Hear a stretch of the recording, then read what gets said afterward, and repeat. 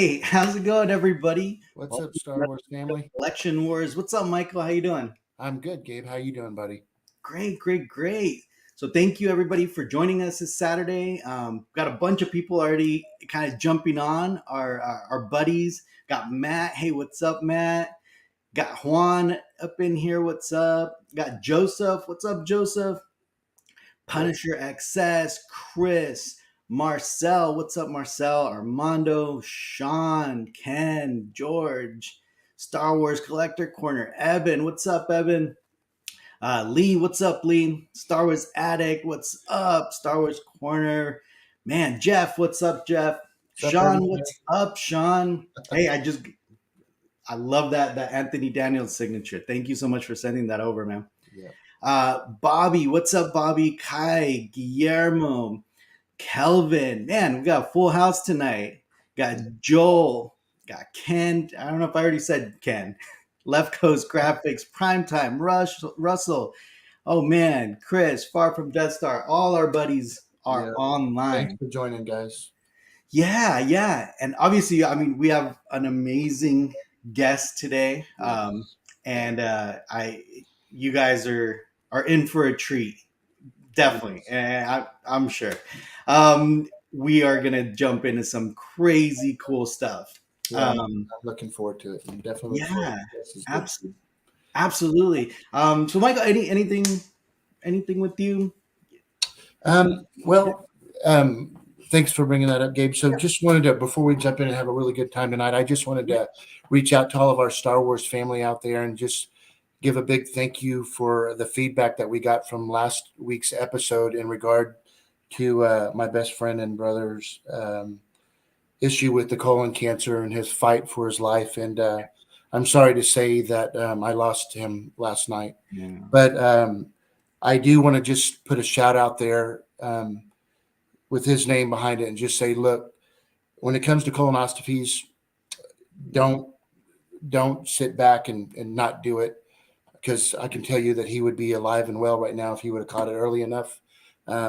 And I'm going to get one, our buddies, but it was crazy the amount of feedback that we got after the show, thanking me and Gabe for talking about it. It's not normally what we do, obviously, but just wanted to say thank you for everybody. And when it comes to this stuff, don't it could be going and getting this thing. It's could be life or death. Right. So, And I think we talked about this. We're definitely going to be, pushing the subject, making sure we get the word out there, for people, for early screening. We might even do a little charity, a little event to raise some money for that. So it's definitely for a good cause. And, yes, obviously, yes. Michael, I'm sorry for your Thank you, loss. Gabe, for bringing that up Yeah. too. Yes, Yeah, for yeah, sure, yeah. man. But yeah, I'm excited to dive in and talk Yeah. Star Wars with our brother. I know, right? Sometimes, and again, every Saturday, this is our escape, right? All our buddies and our friends talk about Star Wars, and That's right. always looking forward to Saturday and kind of just talking about Star Wars. And what a better guest to have tonight than to talk about Star Wars collecting than Gus Lopez. I mean, come on, guys. I mean, Gus is honestly one of the pioneers even the vintage collectors, right? Started the website that essentially documents Yes. most all the vintage stuff. I mean, the group, the Sarlacc group that he was in, is one of the first, if not the first, in the nation for a collectors group, right? And that's essentially led the way to what we do, right? Yeah, So for sure. it's awesome. Let's bring him on. What's up, Gus? How you doing? Hey guys, Hey, Mike, Gus. Dave. Hey, thanks for having me on. Man, it's good to have you on, Gus. How you doing, buddy? Very good. Yeah, Good, man. I just got back from drinking with a bunch of 501st people, so I'm a little tipsy. It's like, Oh, no, that's the best way to go on collection work. Yeah, sometimes we're here, and unfortunately, sometimes when we start getting a little, we start drinking. Yeah, sometimes I'm here, but I'm not. The show will go. Yeah, The show will go yeah. for like 4 hours because we're just like talking about everything. It's hilarious, actually. Yeah, but we really appreciate you taking the time and jumping on, guys. We Sure. really Do it. It's Yeah. obviously as collectors, shows Collection Wars. We've all very well aware of your amazing collection, but I want to definitely dive into. I think a lot of people kind of they know you for certain things, right? The screen use, the vintage, like you have a lot of prototype stuff, but there's a lot of other stuff that Yeah. you're doing out there that's people might not be aware of, and we're gonna definitely jump into all that. Cool. Yeah. But I guess the first thing we always like to ask our guests is, how did you get into Star Wars? What brought in that passion?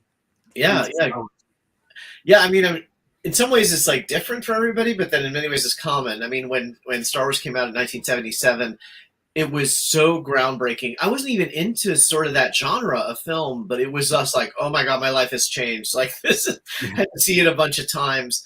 And it just hit me at such a level. I've never became obsessed with a movie or even a license of like, I liked comic books and different things, TV shows and movies, but like Star Wars was on a whole other level. It really, for people growing up at that time, it just changed our lives. And, but for me, there was always a collecting angle. Like I had collected, I collected baseball cards and coins and stamps and things as a kid. And so I sort of had that mindset, but Star Wars was just designed to be so collectible that it just sort of was just sort of perfect for, if you really think about it, like, Star Trek doesn't have anything really like at all, even close to what goes on with Star Wars. And Star Trek is a popular license and it's lasted generations and it's really successful. But like Star Wars was always about collecting, was a big thing about it. It was a great universe to collect. So for me, it was from the day one. It was always like collect the action figures, or collect the trading cards. It was always like a big thing. Yeah. Yeah. No, absolutely. And it's what's funny enough, we've actually brought that topic up because a lot of us tend to be more into Star Wars for the collecting than the actual movies, right? Like a lot of people are like, "Oh, what's the best movie?" And you're like, well, they're great movies, but it's more of that feeling that you get from your time, Well, it's funny about that because I mean, obviously to be a collector, you have to be into the fandom. Yeah. But many collectors actually know the fandom better. like fandom is just a prerequisite to get started. Yeah. Yes, we know the fandom really well, but we're way beyond that. Like it's a whole other level. Like it's funny because we're fans, obviously, if we collect, but I really think collectors are some of the most advanced fans. Like really know Star Wars really well. Yeah. Hey Gus, I was going to just before we dive into this wonderful collection of yours. Yeah. Just curious, are you into just like everybody knows me when it comes to Star Wars? I'm a vintage guy. I love, New Hope, Empire, and Return. The other stuff I could care less pretty much. Are you into the new trilogies, or are you into the TV series? Any of that? I like all this proper. I mean, I do like things in all of them. I like the prequel trilogy, the sequel trilogy. I enjoy them, and I don't. I know a lot of fans, particularly people who've done it a long time, don't like particular things. I'm not like that. I really do like. I actually think there's something better about some of the films that have come out since the original trilogy than even the original trilogy. As far as collecting, it sort of depends. Like for me, for like toys and vintage, like for toys and prototypes, it's vintage mostly. For food items and cast and crew, I'll do all the movies. So it sort of depends on the category. But yeah, I like all of Star Wars. Original trilogy has a special place for me, but I don't. I know a lot of fans, very reasonable fans who disagree, cringe at seeing other stuff. I'm not like that. I really enjoy, like my wife and I just watched the 9-film Skywalker Saga plus Rogue One and Solo in chronological order on a 4K disc. And it was like, we love all the films, there's great things about all of them, but I know that it's different for different fans. Yeah. No, I think, as a whole, I mean, the story that you're getting, all the holes that it's plugging in, I think in general, as a whole, it makes sense. Right. Yeah. So Gus, as far as collecting, so when you were little, did you already, because I found a picture and of your room apparently as a child. And let me see if this is correct. Is this a picture of your room? My bedroom when I was a kid growing up with Star Wars. Like I have to say that's probably circa 78, 79, something like that. Yeah. Yeah. And that's amazing. So look, I mean, you have the early bird, right? I mean, I bought the early bird, in the store. Like, because like you can see, like, I mean, I mailed away. Obviously, you see Sears Cantina Adventure set there. Yeah, I see that right there. It's so I cool. mean, I was pretty hardcore about like anything new that came out for toys. I got it. So I got the Sears Cantina Adventure set. I got the Death Star PlayStation. So it's probably 1979 era. You can see sort of on the bookshelf, there's an 8-track player. There's like a habit trail there. Yeah, but there's also like, the Darth Vader TIE Fighter, the TIE Fighter. You got your posters too. Posters up. Yeah, yeah. I remember every one That's of my them. bedroom circa. Yeah, like, so it's like probably 79 around that era because it's pre-Empire. Like a landline phone. It's kind of funny. It's a very dated photo in many ways. But But that's the good old days right there, bro. Yeah. But so obviously since that age, you're already into like, hey, I'm gonna collect. Now, were you one of those kids that played with the toys or just mostly displayed them? Yeah, I mean, I mostly displayed. I mean, I was not a young kid, so I was at an age where it was like I was more collecting, but I didn't play with them, like create scenes and stuff, but I just like to have them displayed. So that's what was my thing. That's exactly how I was too. Same. Yeah. And it's funny how I think most serious collectors, I think you could trace that back, right? To the early childhood when it's like most of them, maybe they played with them, but a lot of them are creating scenes or like placing them or dioramas or, Yeah. I mean, if you think about it, like Kenner did from the early days, like they really did indoctrinate us and like collect all 12 and then collect all 20, collect all like they really got. I mean, you think about it, how many other toys ever really said collect all of that toy prior to that? Like Star Wars is really the first that I can think of, and I know a bit about toys from that era. Like I can't think of any others that really try to indoctrinate you into collecting all of them. I know, right? And that's I think that's the craziest thing about Star Wars is that, I mean, as much as George Lucas is a genius for creating that, I mean the collectible part of it I think is the most genius out of the whole thing, right? Yeah.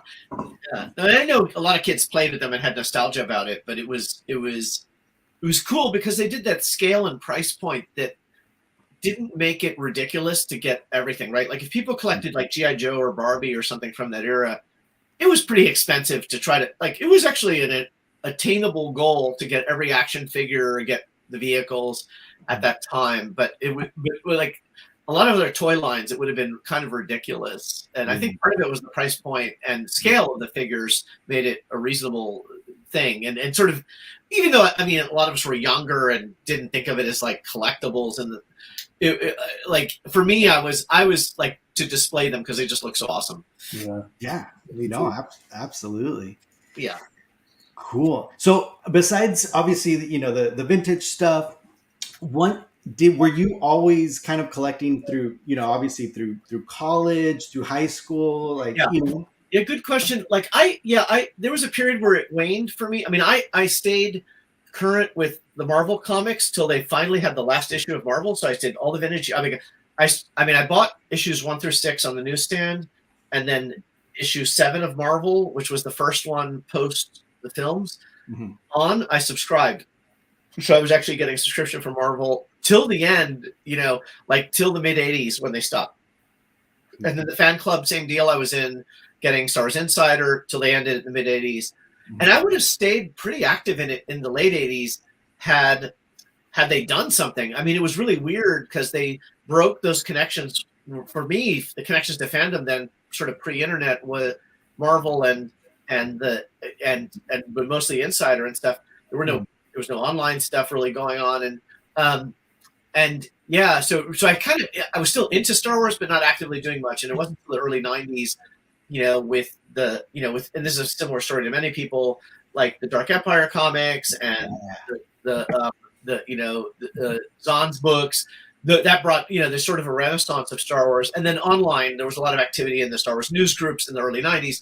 And so that got me back. And then for me, it was also, I was a student at the time, and I was like, I'd walk on my way into, school every day. I would walk past a couple different collectible stores that had vintage Star Wars figures. And I'm like, oh my God, I never had that figure. Because it sort of had stopped collecting some of the figures. And so I made it a goal at that time, like, oh, I'm just going to collect every figure. And I remember, it was funny because it took me a while to sort of get back into that because I was aware of vintage figures. I knew I could buy them. I knew there were magazines on it, and I knew there were stores that sold them. But I was like, I need to first retrieve everything I had as a kid. So at this point, I'm living in Seattle. I grew up in New Jersey. And I was like, okay, I need to retrieve my childhood collection so I know what's left to get. And so I kept doing trips to my parents' house, and I never could find them. And I know I saved them there. I knew they were there. And my parents kept saying, like, oh, well, you've looked everywhere. It's probably not here. I'm like, I know I saved them here. And then there was this like one room in the house that my dad had stored stuff in. And he said, don't go in there. It's organized. I don't want people going there. Finally, I just said, screw this. I'm just going to go into that room and look. And of course, they were there. And then in there, I finally brought them back. And I remember flying back to Seattle with like a shoebox full of my action figures. And I told my wife, although she was my girlfriend at the time, we weren't married yet, but I was told her like, hey, I just got my Star Wars action figures, and I'm gonna like finish the set. And she said, oh, that's nice. And then like, just so naive looking back, because I was like, okay, well, I'm just going to get the rest of the action figures and I'll be done collecting, story. Famous last word. I was like done with it after a couple months. I was like, oh, I have a loose figure now. So what do I do next? Yeah.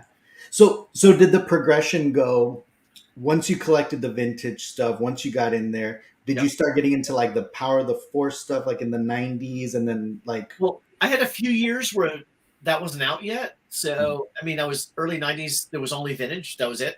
So it was kind of fun. Actually, it was a lot of fun era because it was just vintage, right? It was like, So what I did was one of the big game changers for me was I started putting ads in the paper, and I would just basically advertise and say, hey, I'm looking to buy Star Wars. And at the time, there's no modern anything. It's all vintage, right? So, although we didn't know the modern stuff was going to come out. And so, you hear people tell stories of like, hey, I went off to school and my parents sold my childhood collection. Well, I was the guy buying up all those childhood collections. Oh, gotcha. I was buying them up.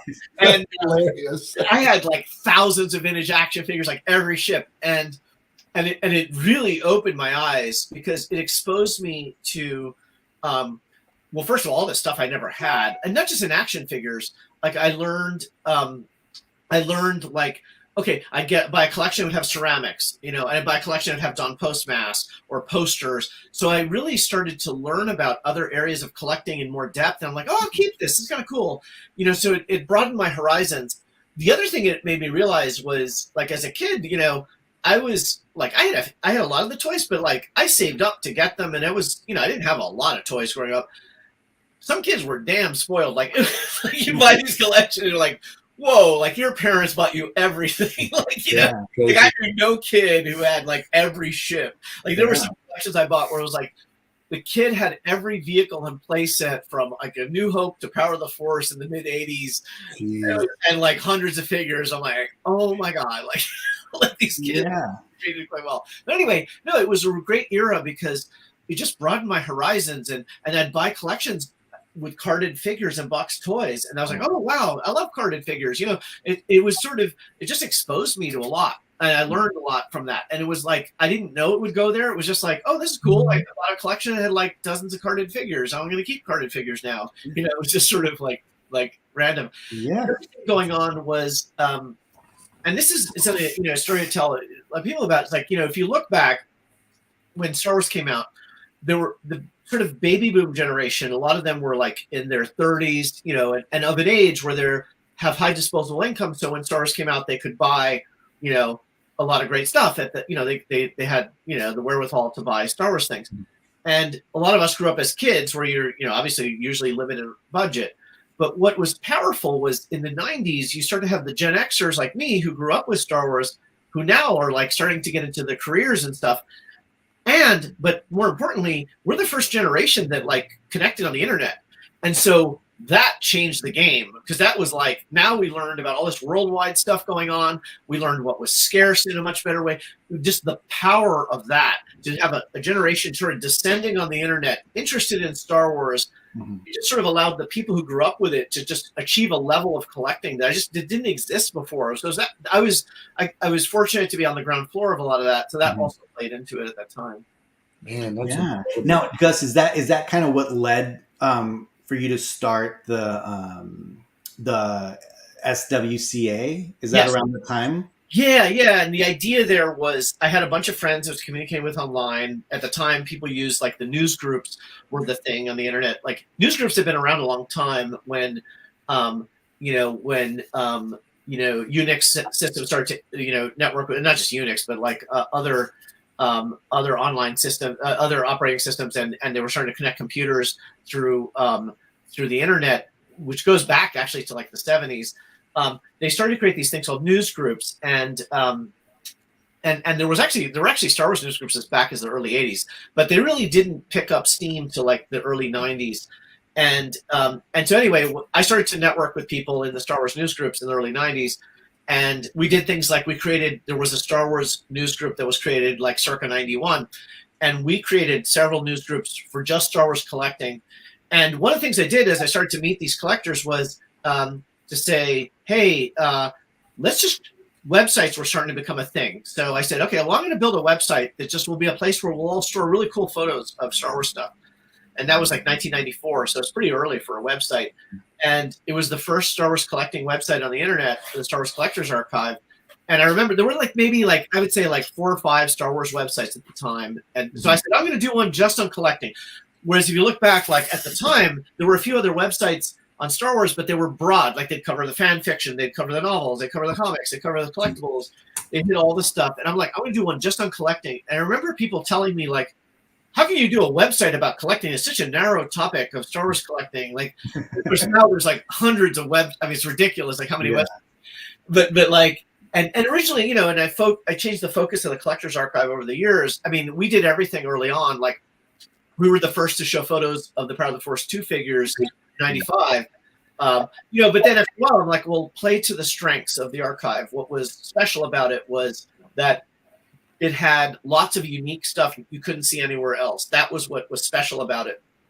And so as you start to see other websites emerge and people did much better than us in certain niches, I'm like, okay, I don't need to do that anymore. Like we had a very good sort of section on customized action figures, which was awesome. And at the time it was really groundbreaking, but it's like other people started to take that to another level. I was like, okay, I don't need to do that anymore. So I'm just going to focus on what we do really well and uniquely, which is uncover these treasures people haven't seen. And so that's what stayed going. And, the Star Wars Collectors Archive is now been around like 28 years, so it's like a very old website, but it's still popular.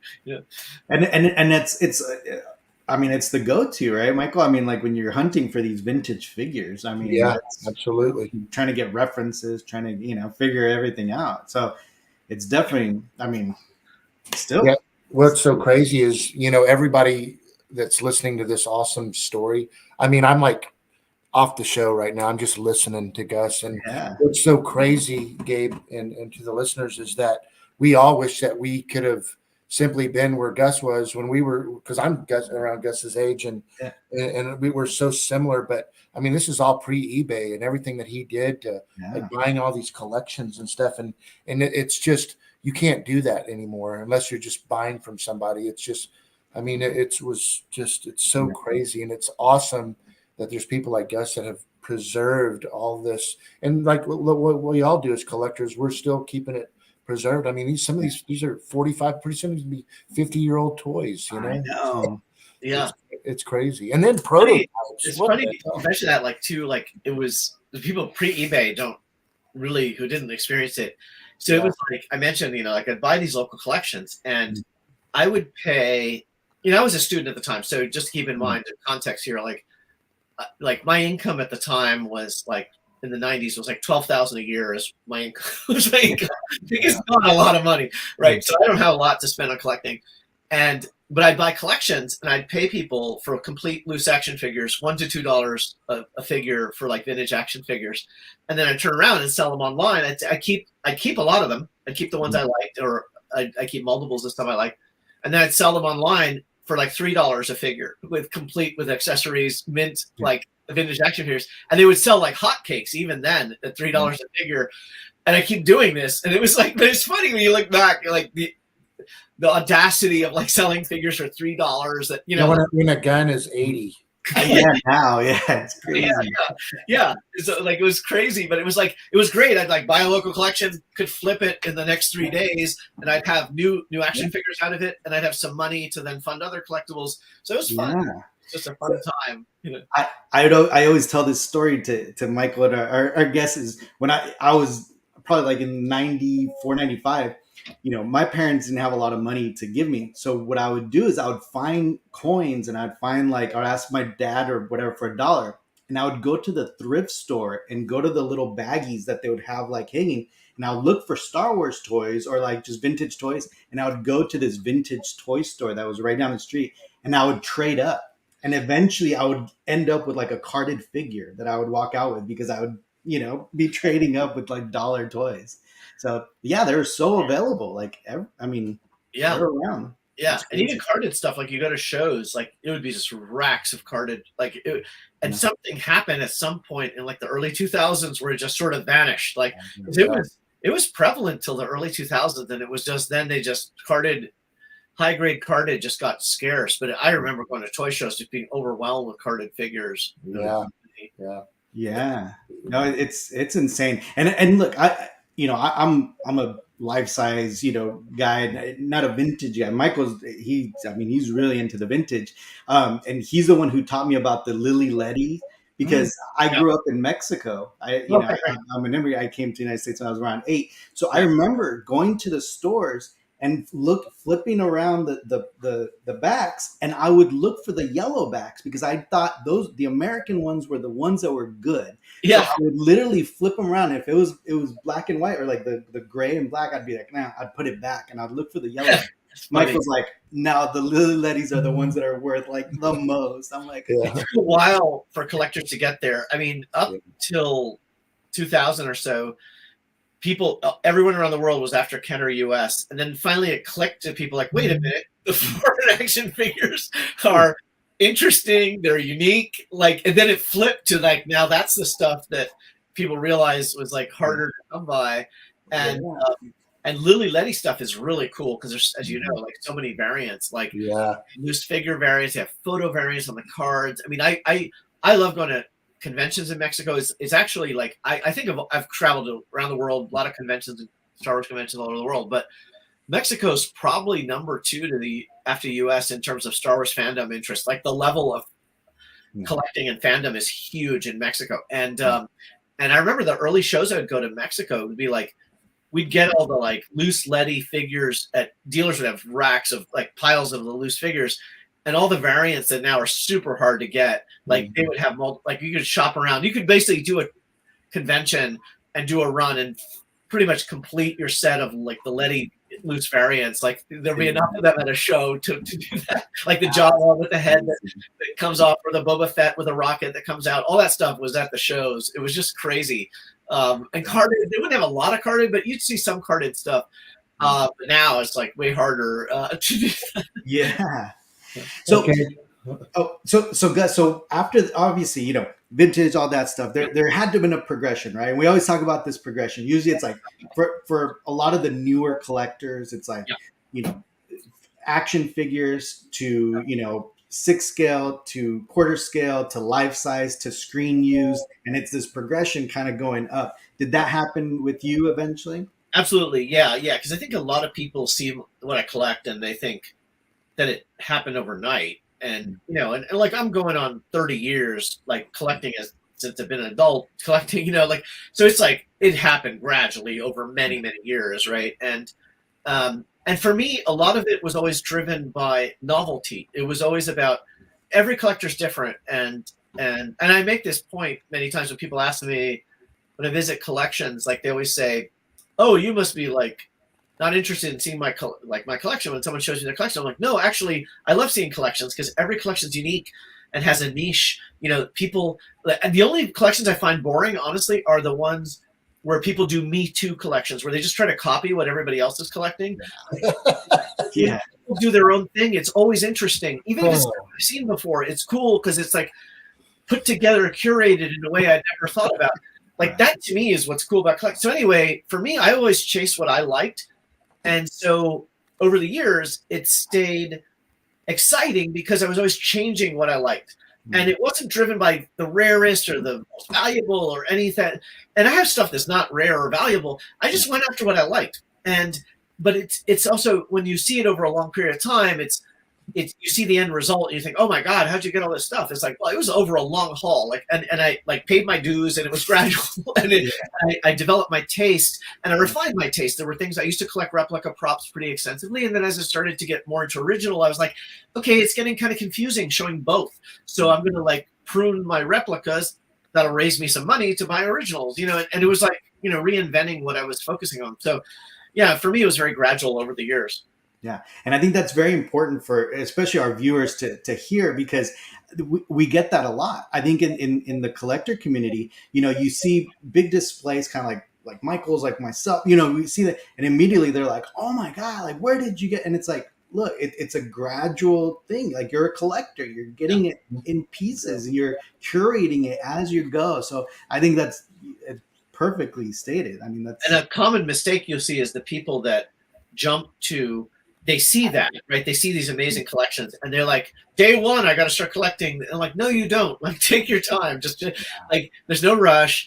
There's plenty of great stuff out there. Like usually the people I see do that burn out in a year or two and lose interest. Like, it's much, I'm a big fan. And when I started, I was a beginner for many, many years, and I was learning from people who'd done it a long time. And I was like, there's something to that, to not rush into it. And absolutely. And we actually see that a lot in our community, and in this time, people jump in and they're like, I gotta catch up, and all of a sudden it's like within 1 year they drop all this cash trying to catch up, and it's like, social media has made it worse too, because with social media you do get an effect, not with everybody, but some people, that they want to like be the first kid on the block with whatever, or they want to show off. So it creates a weird competitiveness that I don't think was as bad pre-social media days. And so I think that creates this kind of keeping up with the Joneses and trying to impress people. Yeah.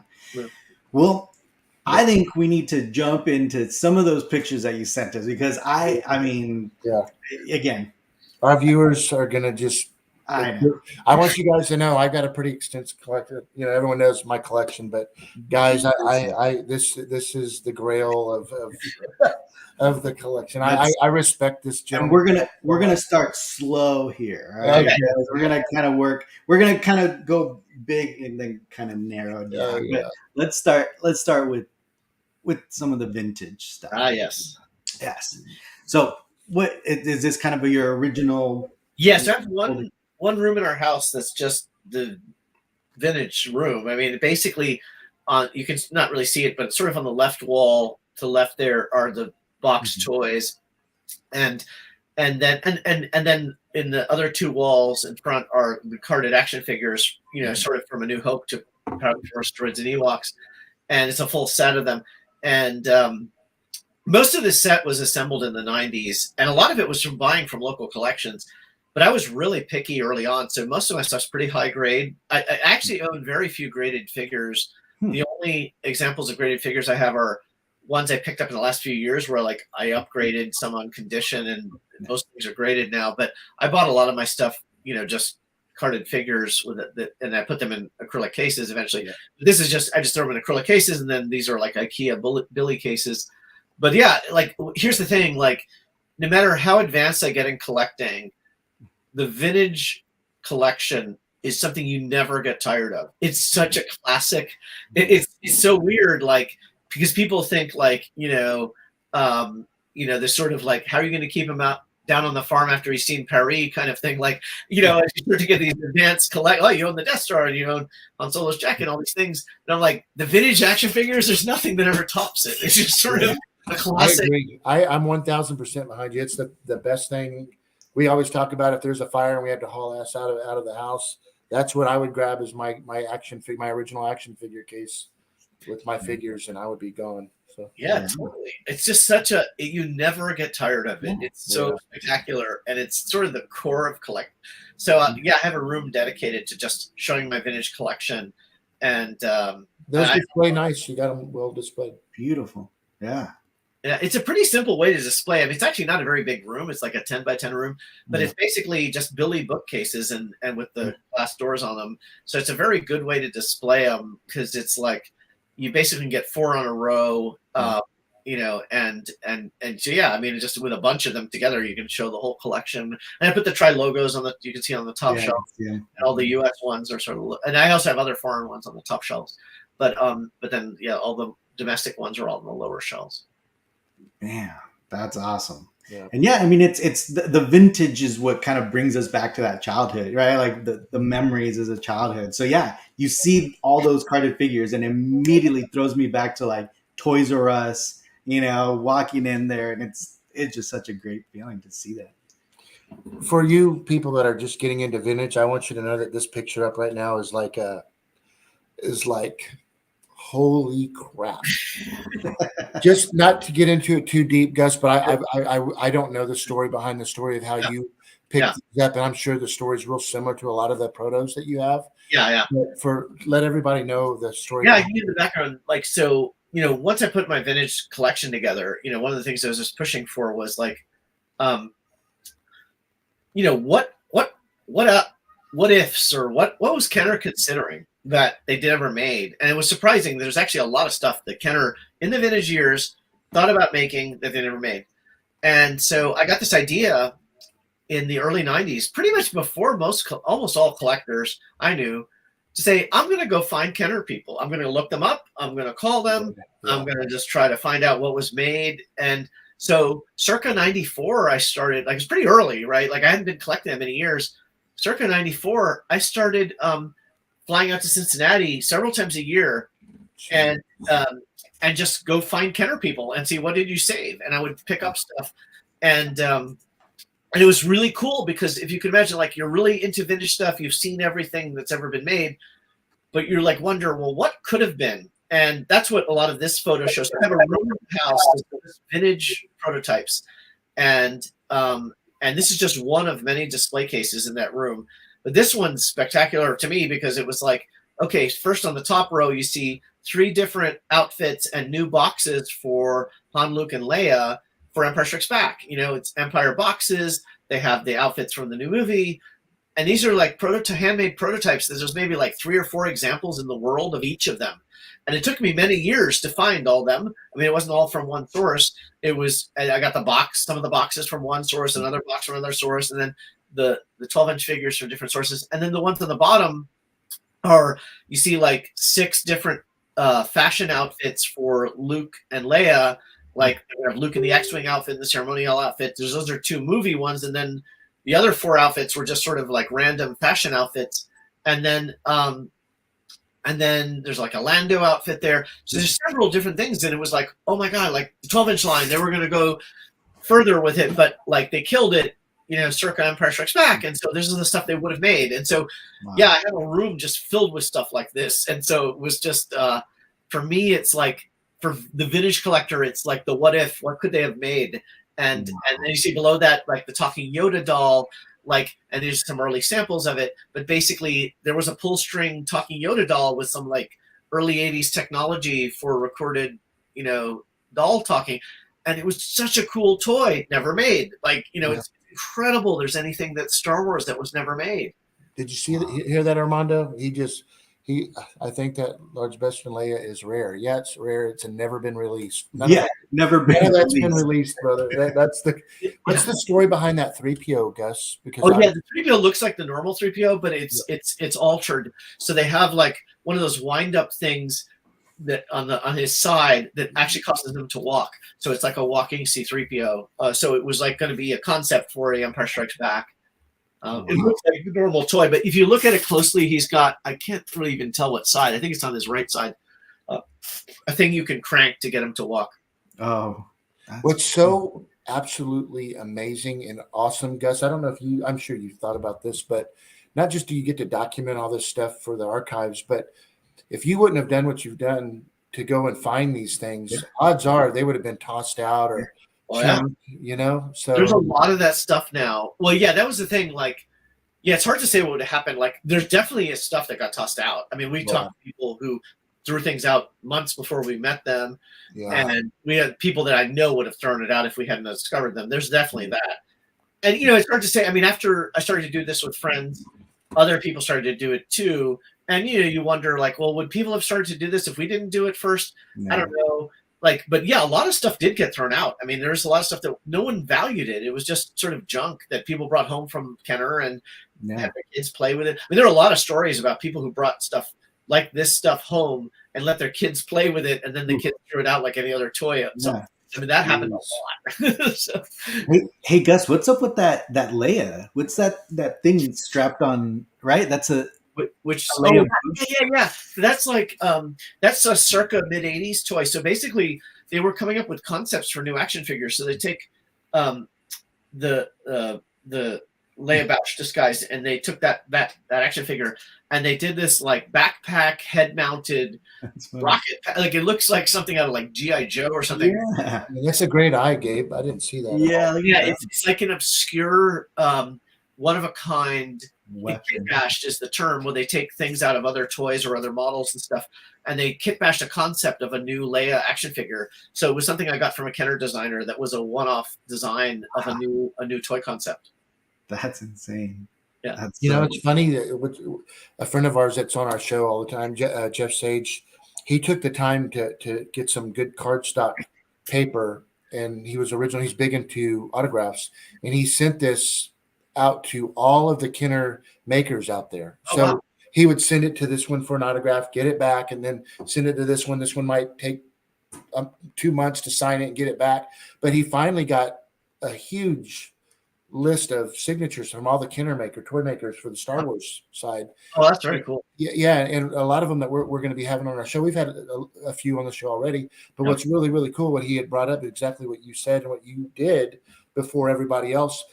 Today, people are they think it's a new concept of going to these ex-Kenner, toys and think that they can get it, and it's gone, guys. They've been hit. Every single one is funny. It's crazy. Every once in a while, someone gets lucky. I mean, like I did a few of them not too long ago where it wasn't so much Kenner people; it was sort of the secondary. Like Kenner also outsourced stuff, so there's maybe some low-hanging fruit with the companies that Kenner hired to do some pieces. So there were things like that, but by and large, they've been tapped pretty fully.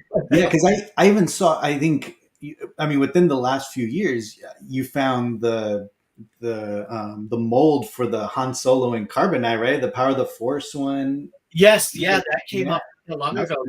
That's right. Yeah, there were some molds that came up. I mean, not that long ago, several years back, my friends and I traced the coins, so the Power of the Force coins and Droid Ewoks coins. Basically, Kenner outsourced that to two different mints. One was Worldwide Mint in Minneapolis, and one was Osborne Coin in Cincinnati. And so we would just it took several rounds that we met with the owners of those mints and negotiated deals to buy all their prototypes. So their sculpts, their sketches, their hard copies, their dies. I mean, everything. It was like the mother lode of the coin stuff. And we did that. It took a lot of, it took some time invested. And then there was a shop in Michigan that did patterns for the vehicles, basically wood sculptures of some of the vehicles and play sets. And so some friends and I worked on it for a while, and we went out to Grand Rapids, Michigan, and bought their stuff. And so, a lot of these were just those were the last 10 years or so, because those weren't Kenner directly, but some of them took a while to negotiate. Yeah. Man. Crazy. Yeah, so, just said it right now about the Kenner guys. They love to be top and remember. And the respect they want, they get. So Gus, obviously besides that stuff, you started collecting some other kind of just little other collectibles, right? Yeah. Like the food and here's a shot of one of the things. I have a room with food items, and this is a shot other than the top row that has some more modern things. Is all vintage, like you see in this shot. I sort of have different cases of different vintage things. In here you see vintage ice cream displays, cheese, different Dairy Lee cheese things from England, bottle caps from Japan. You see the Coca-Cola stuff in the 6-packs. Yeah, that's cool. Canadian So those are like sealed Canadian Coca-Cola bottles that have C-3PO on the outside of it, and inside the bottle cap is this different Star Wars thing. And I found a guy in Vancouver who basically collected Coca-Cola, or his dad did or whatever, and he had cases of vintage Coca-Cola of different eras of Coca-Cola, but he had all the Star Wars stuff. So since I was in Seattle, I met up with him halfway, and I bought cases of like sealed Coca-Cola from the 70s from Canada that had the Star Wars promotion. So That's so cool. Yeah, it's just finds like that are so spectacular. I mean, there's like, I love the food stuff because a bunch of reasons. One is it's different in every country. They just, like, a lot of product gets globally done, but food items tend to be really unique to the different countries. Yeah. And there's just, they have a lot of unique artwork. And the other thing is it's really hard to find. That's what motivated me for food collectibles. Like, I'm really, moved by the challenge, and it's really hard to find vintage food items. Like, people save the premiums, like they save the trading cards and things that come with food items, but they don't save the packaging. So finding the packaging is just killer hard. And so that I just sort of do that as a challenge.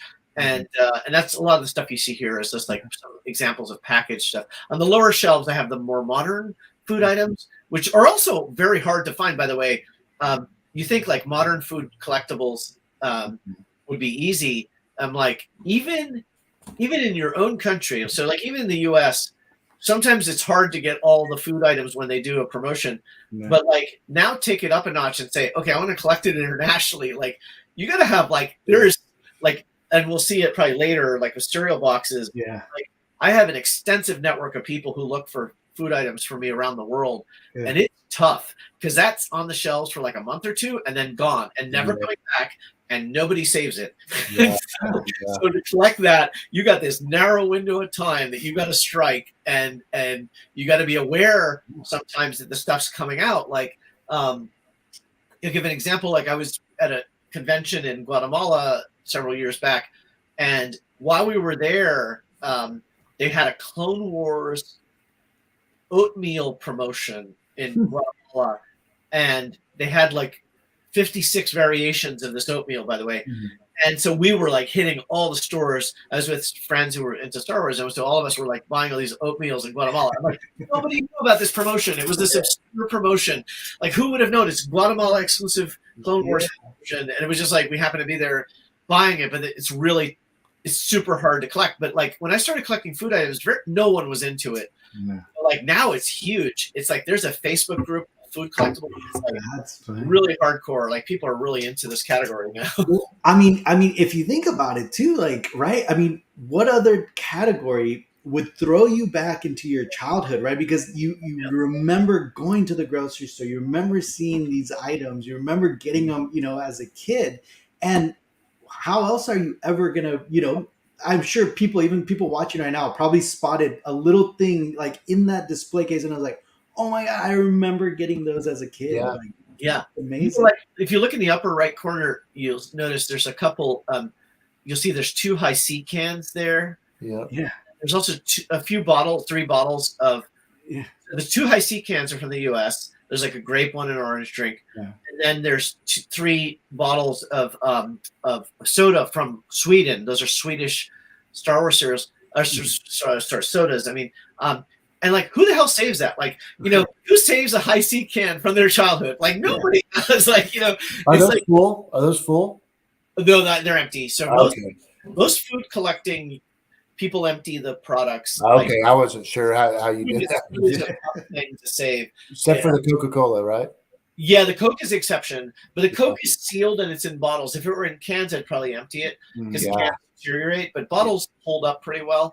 But most of the time, most food collecting, you want to dispose of the food because you can get insects and rodents, and you can decay. It can be really bad and ruin the collectibles. So, but like, the high C cans, like, who saved high C? I didn't save high C cans as a kid. Like, I was into Star Wars, but like, it's just like crazy that people save this stuff. Yeah. Or a milk card. Yeah, that milk. That's what I was gonna say. That's so cool. Yeah. That's crazy cool. Oh my So, gosh. yeah, so These are these. also like a sample of some of my store displays. I mean, that's something I got into in the '90s. Was like after I had a lot of vintage toys, it was like, okay, what can you do next? Is like, well, the Kenner displays, I mean, are even rarer than the toys. Like they're, they gave them to retailers. A few of them saved them, and they're just so hard. It's a cool area of collecting because it's just they're very limited. They're very tough to find, and some of them there's like only a couple samples in the world of some of them. Yeah, I've been looking forever for the vintage The die original cast. cardstock 12-back figures. Oh yeah, yeah, And yeah. I had that toy, just the Empire, the hanging from the ceiling. Oh yeah. I think Kim Simmons actually shot that one. Yeah, He yeah. did. Yeah, that was a Kim Simmons. Yeah. Yeah, he was on a show a while back. We got to show some of your awesome Yeah. stuff. Well, But I love that piece right there. Damn it. Yeah. well, speaking of Kim Simmons, that's actually perfect segue. When we had him on here, we talked about this guy, Oh, the White Witch. the White Witch. Yes. Yeah. And he was showing some of it, the promo shots, and he gave us a little of the history. And he Yeah. actually brought you up. He said, "Yeah, Gus has it. He owns the White Witch, and is it the only one?" And the only one that's turned up so far. I mean, the White Witch is it's a crazy story on it. So I mean, a lot of people aren't familiar with Droid series, but in the Droid series, it was pretty prominent. It was a vehicle in the Droids cartoon series, and we know from research on Kenner stuff that for many, many years, for decades actually, there's photography of this prototype from Kenner of the White Witch vehicle. Like we knew as collectors, okay, they made a prototype of it for sure. But no one knew of existence of a single one. Nobody knew if there was one out there, if it even existed anymore, if it got destroyed. And then several years ago, I had an opportunity. It surfaced, and I was like, "Oh my God, it actually exists!" And actually, what's cool about this one is, I mean, we believe they made multiples of them in prototype form, but this matches the ones in Kim's photography. Like it is the one in Kim's photos, and what's even crazier about it is not only did this turn up and I was like, elated to find this thing, but the Thal Jobin and George Doucette figures there are also prototype figures that other collectors had. One's a hard copy, one's called a hard copy, and one's called a proto-molded figures. They were different forms of prototypes of those two characters. Mm. Those were the exact figures that were in Kim's photo shoot. Like those are you can match it to Kim's photography. Like they're the exact ones. And so when I found out that these friends of mine had them in their collections, I was like, oh my God, I totally got to get these. And we arranged trades so I could get White Witch with the figures that were shot with Kim's stuff originally. Yeah, that's so crazy. Yeah. How do you know? Is it the coloring of their uniform? Because I have both of those figures. So how is it that you knew that those were the original ones? Yeah, good question. It's just like different like scratches and paint. First, are their prototype figures, so they look different than the production figures. Yeah, the head's totally different on the guy. Yeah, and then you could see little details, but there were things also like on one of them, I think it's the George Doucette, you can see glue residue where they like glued it on into the White Witch, and it matches the pattern on the White Witch. So it's and you can match a lot of scratches and paint defects on it, but you can tell it's exactly these two figures. Jeez. Wow. Hey, and Gus, just out of curiosity, that Greedo in the back, what's kind of the So the story on that is, and that originally from Kim actually. So basically, for the Power of the Force line, they were going to go back and make a whole bunch of figures in Power of the Force card. But they canceled the line pretty early on, and Greedo was one they never put on Power of the Force card. There's no Greedo on Power of the Force. But they made one-of-a-kind samples for photography that Kim shot, and maybe I'd say about 18 or 20 different figures that were never released, but that were photographed by Kim. And so that's one of the examples of one of the ones, this Greedo on Power of the Force card. So it's the kind of thing like most people seeing it who don't know the vintage line very well, they think, oh, it's another carded figure. Right. But like people who know Power of the Force go, oh my God, that's Greedo on Power of the Force card. Like, I'm very impressed with Gabe pointing that out. Yeah, because again, I'm not a huge, vintage is not my main focus. So I knew there had to have been something. You just explained it with the White Witch. I'm like, it has to be something. Yeah.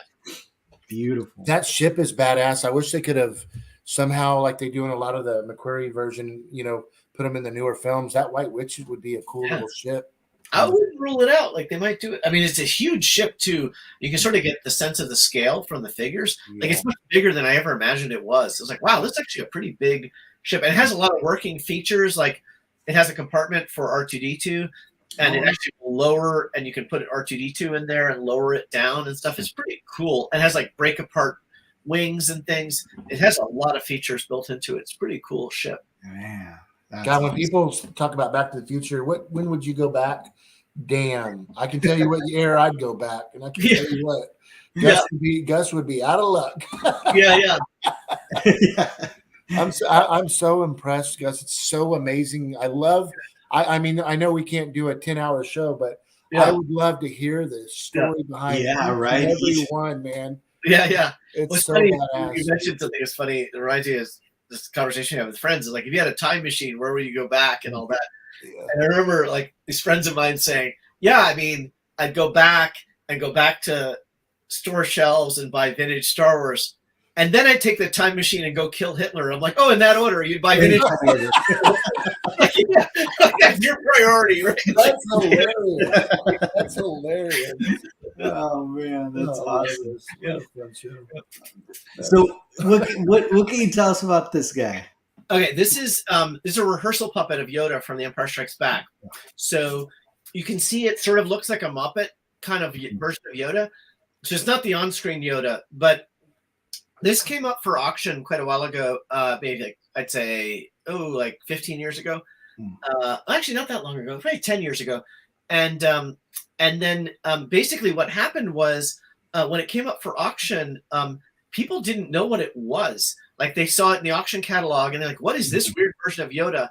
And it turns out there's like extensive photography of this thing in behind the scenes making of Empire Strikes Back. You see like Frank Oz holding it, and Jim Henson also was involved in making it, and they're rehearsing with like Oz and Hamill.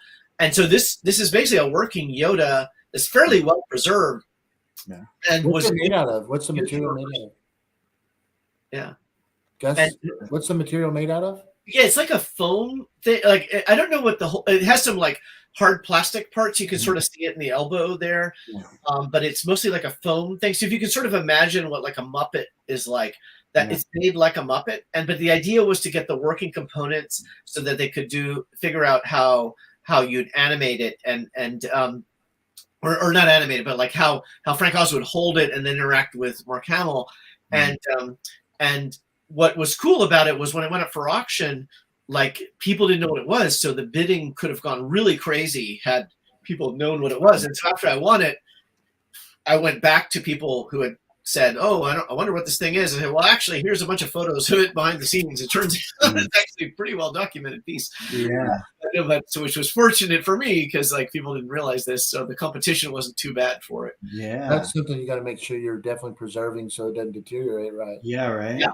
It's holding up well. It's in its own case, and it's held up quite well. I've seen some of the actual Yoda puppets are really falling to pieces. Yeah, they're fun. Yeah. Like that's the irony, right? Is the screen use Yodas are pretty much all destroyed or in really bad state, but the rehearsal puppet's actually very good state. Like it looks very close to how it did in 1979 when they. Yeah, our friend David's Boudreaux, he's freaking out right now. Doing that stuff. Now, obviously, this does not need any introduction. I mean, this is iconic. But can you at least tell us how'd you get it? The Don Post costume, right, Gus? Yeah, right. This is an original Leia costume. This came up in auction several years ago. The guy who was like making the costumes for the film. What the story was that he basically had made it for the film, shipped it off to England where they filmed originally, and then before they were filming on location, they shipped the costume back to him to make alterations. And so, because the story was, Carrie Fisher had lost a lot of weight during the filming, and they need to make alterations on the costume. So what he did was he kept back this costume and then made other ones that he sent out for their filming in like California and Arizona, when they had to continue doing the filming. And so he kept back this costume that was used in the production. But what was very cool about, I splurged on it in auction, but what was very cool about it was it not only this costume, which is like a finished costume, but it came with so much stuff. Like I have sculpts of all sorts of pieces from it.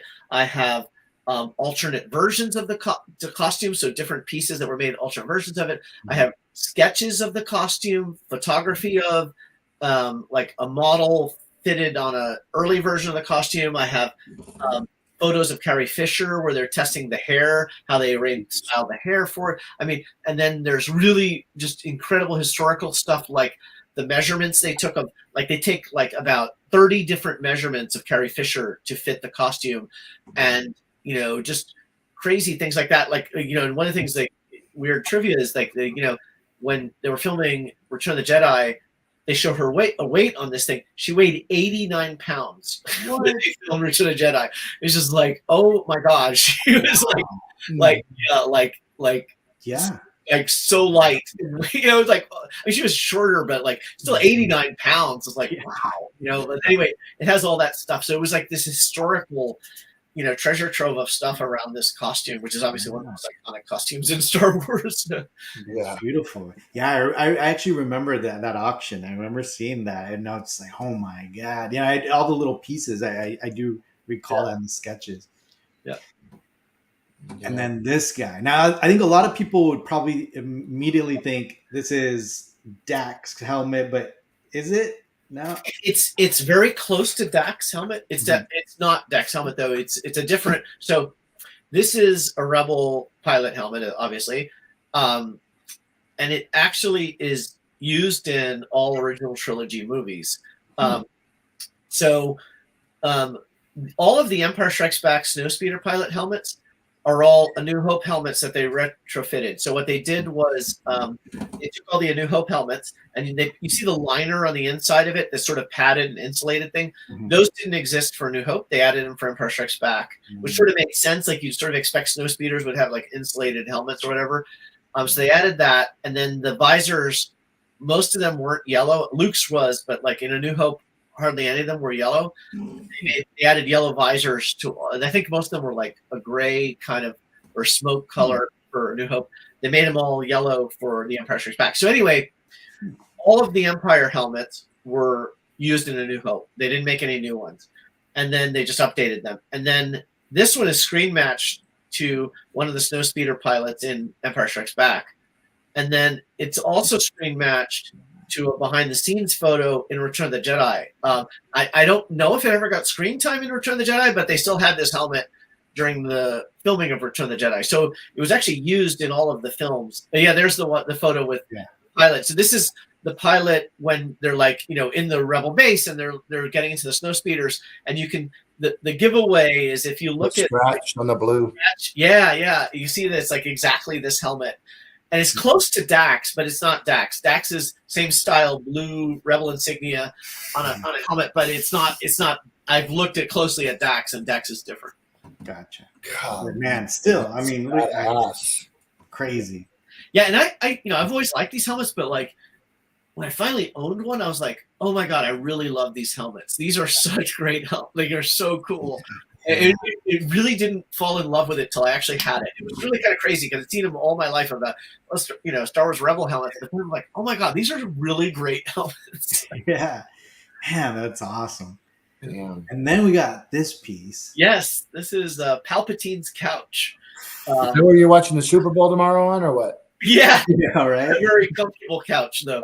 It's made to be a prop or a set dressing, not made to be comfortable. So it's basically, it looks like a very thin layer of like vinyl on top of wood. So it's just hard as a rock, and it's heavy as hell. I'd say it's about 3 or 4 times the weight of like a normal couch. But it was the one used in Episode 1. When they go into Palpatine's office and Padme's sitting right in the middle of it, and and That's awesome. and yeah, and it's funny when I got this. I had a funny story about it. Like, well, first it was a monster. It took a while for us to get it into the house and uncrate it, and they delivered it. It actually arrived during the pandemic, so it was like not an easy time to get help or something. And this huge crate is in our front lawn, and so we uncrated it, got it into the house, and then arranged it. But like my niece is like this huge Padme fan. She was like, Padme's her favorite character. And so after I got this couch, I sent her a photo and said, hey, by the way, this is that couch that Padme sits on in Phantom Menace. And then she tells, my niece tells her mom, who's my sister, like, we got to go to Seattle. I got to put my butt where Padme sat. Oh, that's funny. So did you get the carpet to match afterwards, or? Well, it's funny. It does. The carpet's always been in our house. But That's funny. Yeah, it's funny that it just sort of match it. It's funny. Man, yeah. That's such a cool piece. Yeah. Oh, look at this. Yeah, this is like original comic art for Marvel's. This is one of the early one actually. It's a issue 23. So yeah, I'm not like, I wouldn't say I'm advanced in comic art collecting, but I have like half a dozen covers, Marvel covers, and then I have some internal art.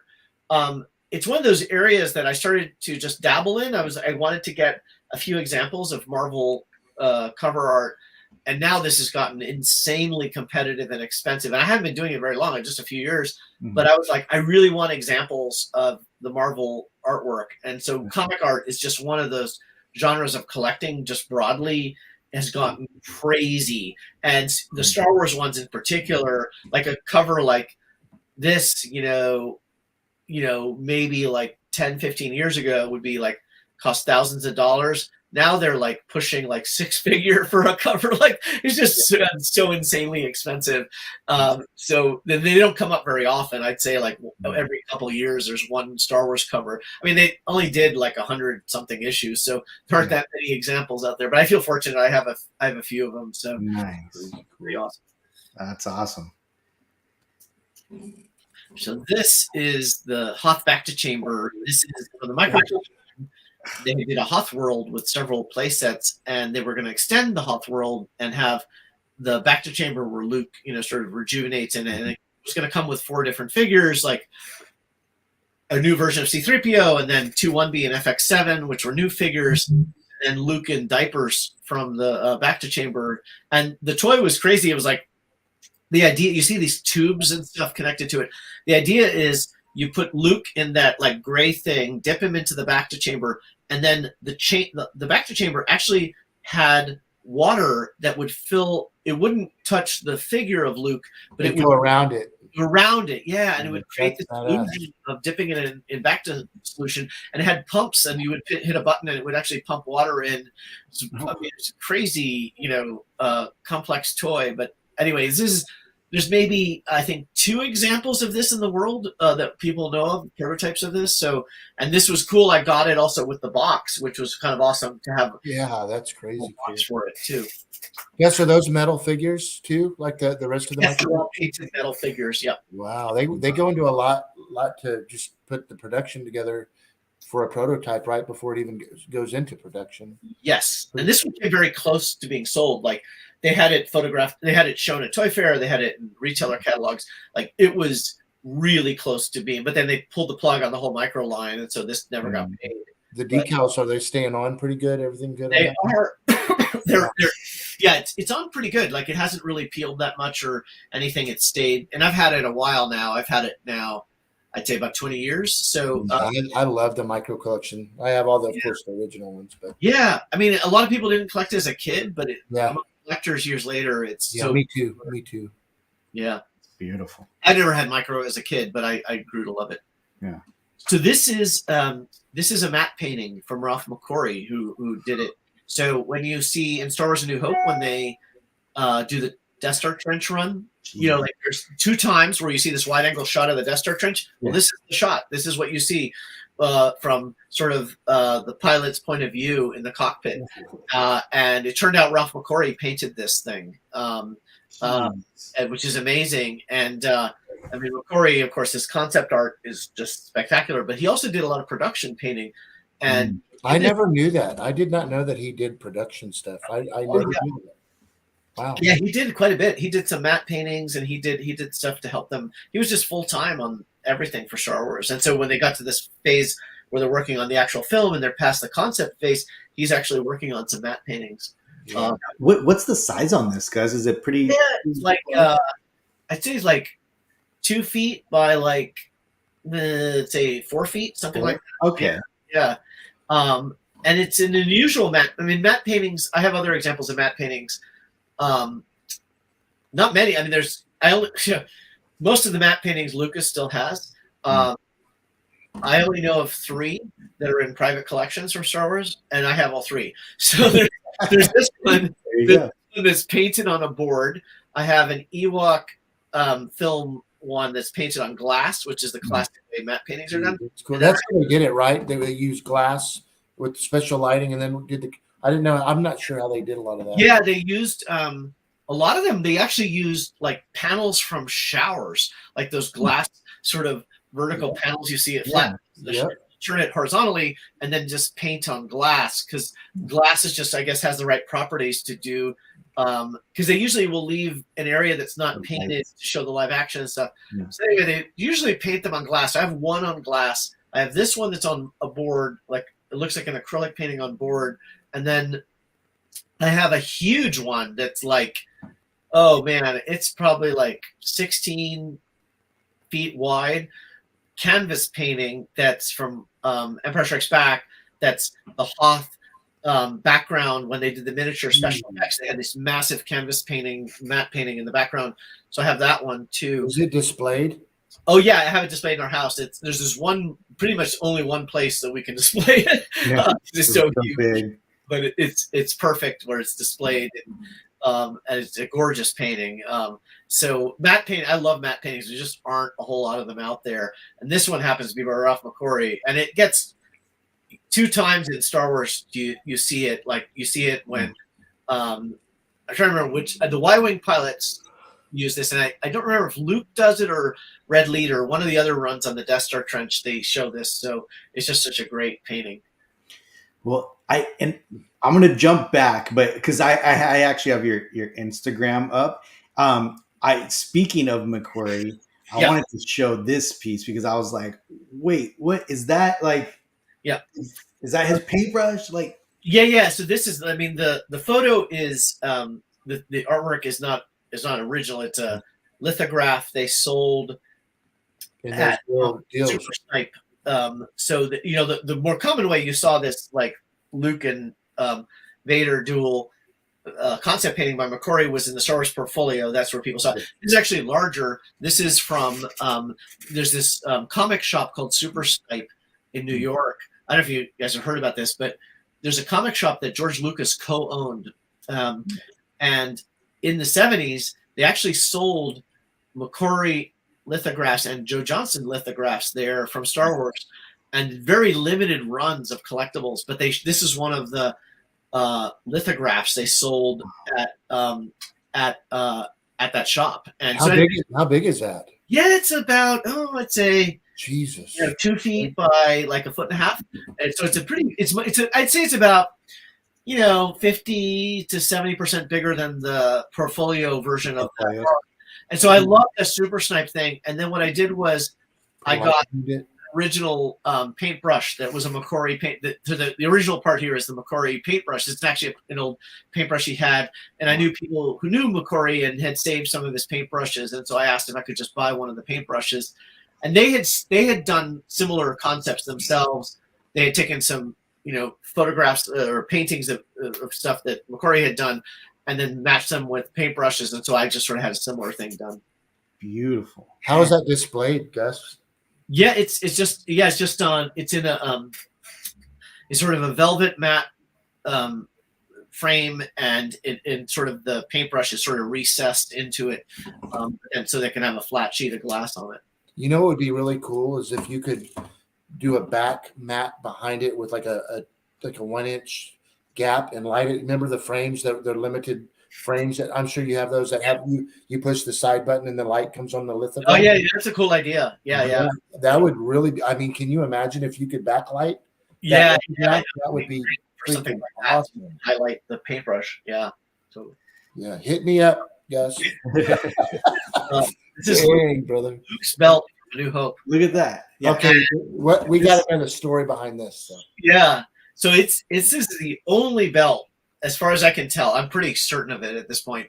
The only belt they made for Luke for A New Hope when he's in his Tatooine outfit. And the story behind this is years ago I had a guy contact me who basically was a truck driver. He worked for the different studios and he would move props between the different storage places for the studios. And I don't remember if it was like just after Star Wars came out or as Star Wars was coming out. He basically knew Lucas. I mean, he was moving stuff for Lucas all the time, and he asked Lucas for one of the Tusken Raider masks because he was like in the storage unit and he saw that the film was over and there was one of them there, and Lucas went to grab it for him and said, "Yeah, you can have one of the Tusken masks, and here, have Luke's belt as well." And so the guy got like an original Tusken Raider mask. They only made 4 for Star Wars, so he had one of the 4. And this belt, and this guy contacts me, and it was really weird. It was like he used an old email address I had, so I don't check it. So I realized it a year after he wrote me. He tells me about these pieces, and I sort of was like, oh my God, I can't believe I didn't respond for a year. So I wrote him and I said, hey, do you still have the pieces? And he said, yeah. And I said, can you send me photos? Now, okay, you got to understand, like I get this kind of contact all the time. And, 95% of the time it ends up being like a Don Post thing or whatever. Like they don't really know. And so the guy isn't like, he's not like got a digital camera. He doesn't do much online. So he sends me like old photos he took of these things in the mail. And then I get them and I'm like, I pull up the Blu-ray and I like start watching the movie. I'm like, oh my God, the belt, not only does it match A New Hope, every scene of Luke with the belt is this belt. Like it is like a perfect match in every scene. And the Tusken Raider mask, which I also have, same deal, like matches one of the 4 that they made and the 3 that you see in the movie. And so I'm like, I realized like, like a few days after this guy sent the photos, I'm like, oh my God, this guy has the original stuff. And yeah, there's the Tusken Raider. And you can sort of see how it matches. The bandage patterns are unique on every Tusken Raider. And so this one, it matches this one in the film. And so anyway, I was like, okay, are you available? Like, I'll fly out. He lived in Indiana. And I was like, can I fly out there? And just like, I'll be there tomorrow morning. Basically it was like, I'll be there in 2 days. I will come. I'll pay you cash. We'll do a deal. And what was really weird is I arrived on a Saturday and he said, you know what? A really weird thing happened. Like Friday night, one of the auction houses that I had reached out to contacted me, and I'm like, oh God, don't tell me this now. And I thought this isn't going to happen. And then he's like, and it turned out this auction house lowballed him. Oh. So he was like, well, I wasn't going to take their offer. They didn't offer enough. And I was like, all right. Yeah. So then we did a deal and I got the Luke's belt and the Tusken Raider mask, which are just like such supreme pieces. So did he just have them like loose hanging there? And then yeah, like, when you came out, you had to be real careful wrapping it. Yeah. He had them in a box, and then I had to. The other thing I had to do was like take it and carry on luggage because I didn't want to check it in luggage. So I had to put both of them in a backpack and make sure I could take it onto the plane because I didn't want to put it checked and risk it getting lost or something. Yeah. Hey Gus, and obviously because like the belt, I mean, a lot of your pieces are iconic, for Star Wars. Has there ever been a situation where Lucasfilm is like, hey, by the way, can we buy these back or anything like that? Yeah, it's a good question. I've heard they do buy some. Well, so part of it is sort of understand who owns what. So when Lucas sold Star Wars to Disney, he didn't give them the props and costumes and all that. All that he kept because he's going to open his museum and he's going to use all that in the museum. So good knowledge. So there's everything made in sort of the Disney post-era Disney owns, and everything before that Lucas owns in terms of props and costumes. Now, the thing to keep in mind is it's very nuanced with Star Wars. So the original trilogy especially. So for the prequels, Lucas funded everything and owns everything. No. For the original trilogy, it's complicated because it's not even clear who owned this at one time, because the studio paid for the film. So I don't think Lucas ever actually owned any of the props. I'm not sure of this. Like, it wasn't like it was in Empire where he funded Empire and then Return of the Jedi. For A New Hope, it was like 20th Century Fox funding it. Also, they rented things from prop companies. So they rented a lot of costumes. They rented blasters. Those were all rented. So it's kind of murky who once owned it. But the story on this and other pieces like that we'll get to, I'm sure, that they paid to have a lot of them stored away. And the story was that Lucas came by. The studio said, we're going to stop paying for storing all these props because the film's done. And so Lucas came by and picked up R2 and 3PO out of storage and then said, yeah, throw the rest away. So there was all this stuff that got thrown away that was in like, normal like public storage unit. And so the Luke's belt probably would have had that fate had that guy not asked for the Tusken mask, which then Lucas also gave him the belt. Like, it probably would have been thrown away. A lot of the first stuff from the first film got thrown away. So anyway, it was just a weird coincidence. But yeah, I mean, I don't like. Yeah, it was. I mean, a lot of this stuff was just gifted to people, and things were thrown out, and it's circulation like that. Yeah. You did a good job on building the plaque out for the belt. Oh yeah, well that's the other thing. So the display I had, there was a company in London that makes really beautiful frames for props, and I wanted them to make like a perfect frame for it. And what was weird was, though, I didn't want to ship the belt to them because I didn't want to lose it in the mail. And I wasn't traveling to London at the time. So I actually, through corresponding over email, were able to get really good photographs and measurements. And they made this without actually holding the belt, which was pretty impressive, like that they could make such a killer display. And we did things like I would take a piece of paper and outline the belt in pencil, and I take measurements of various, and from that built this just amazing display for the belt. Yeah, that's so badass. What a great job. So the next piece, again, is one of those pieces, right, that every Star Wars collector knows about. Yeah. Rocket Firing Boba Fett. Yeah, and this is the first version of Rocket Firing Boba Fett, the L slot. Yeah, that's the most expensive. Yeah, it was like the very first concept, and as you know, like, it was never sold in stores. It was a big mail away offer that never materialized. And most of these are found in this sort of light blue form, unpainted, and you'll notice that in that photo I had two rockets of the L slot, and then this is the J slot version. So there are two versions. The L slot was the safety risk. Of course, the issue was Battlestar Galactica. Mattel had done a toy with Battlestar Galactica where kids were installing missiles, and this one, the idea was the slider would go down and then hook to the left. But like, they were worried that it would misfire and the kids would like swallow the missile. And so then they switched to the J slot kind, where they said, okay, well, we'll have it hook around this thing so it can lock into position. But then they realized like that part at the bottom of the J would break off very easily. So they said, now that's a safety hazard too. So they decided to cancel the whole concept and never made either one of those. But anyway, I have one of each of the different major versions of the Rocket Firing Boba Fett prototype. This one right here that we're showing, how many of those do you? I'm sure you have them in your books and stuff. But what do you think? Because we'll talk after the show about it. But I was going to ask you, how many of this particular one do you think are out there? Do you think there's around 20, 25? Yeah, probably that ballpark. I mean, it's actually not. I mean, there's other things that are less valuable that there's fewer of. Yeah.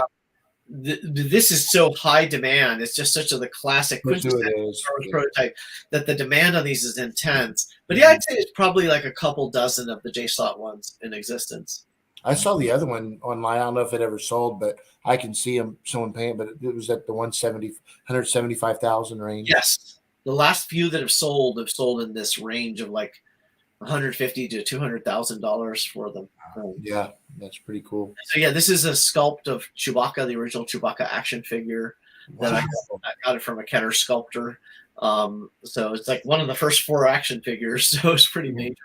Jeez, and that's the actual sculpt. The actual sculpt, yeah.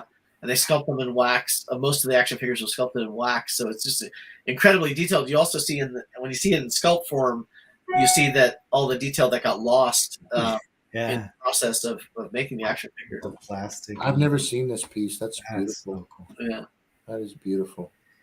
And what is this one? So this is a sketchbook from John Mallow. So John Mallow was the guy who designed the costumes for the original trilogy, and this came up for auction. He died several years back, and his estate put up several pieces up for auction. They had a number of sketches from like A New Hope and Empire Strikes Back, like sketches of like a specific costume.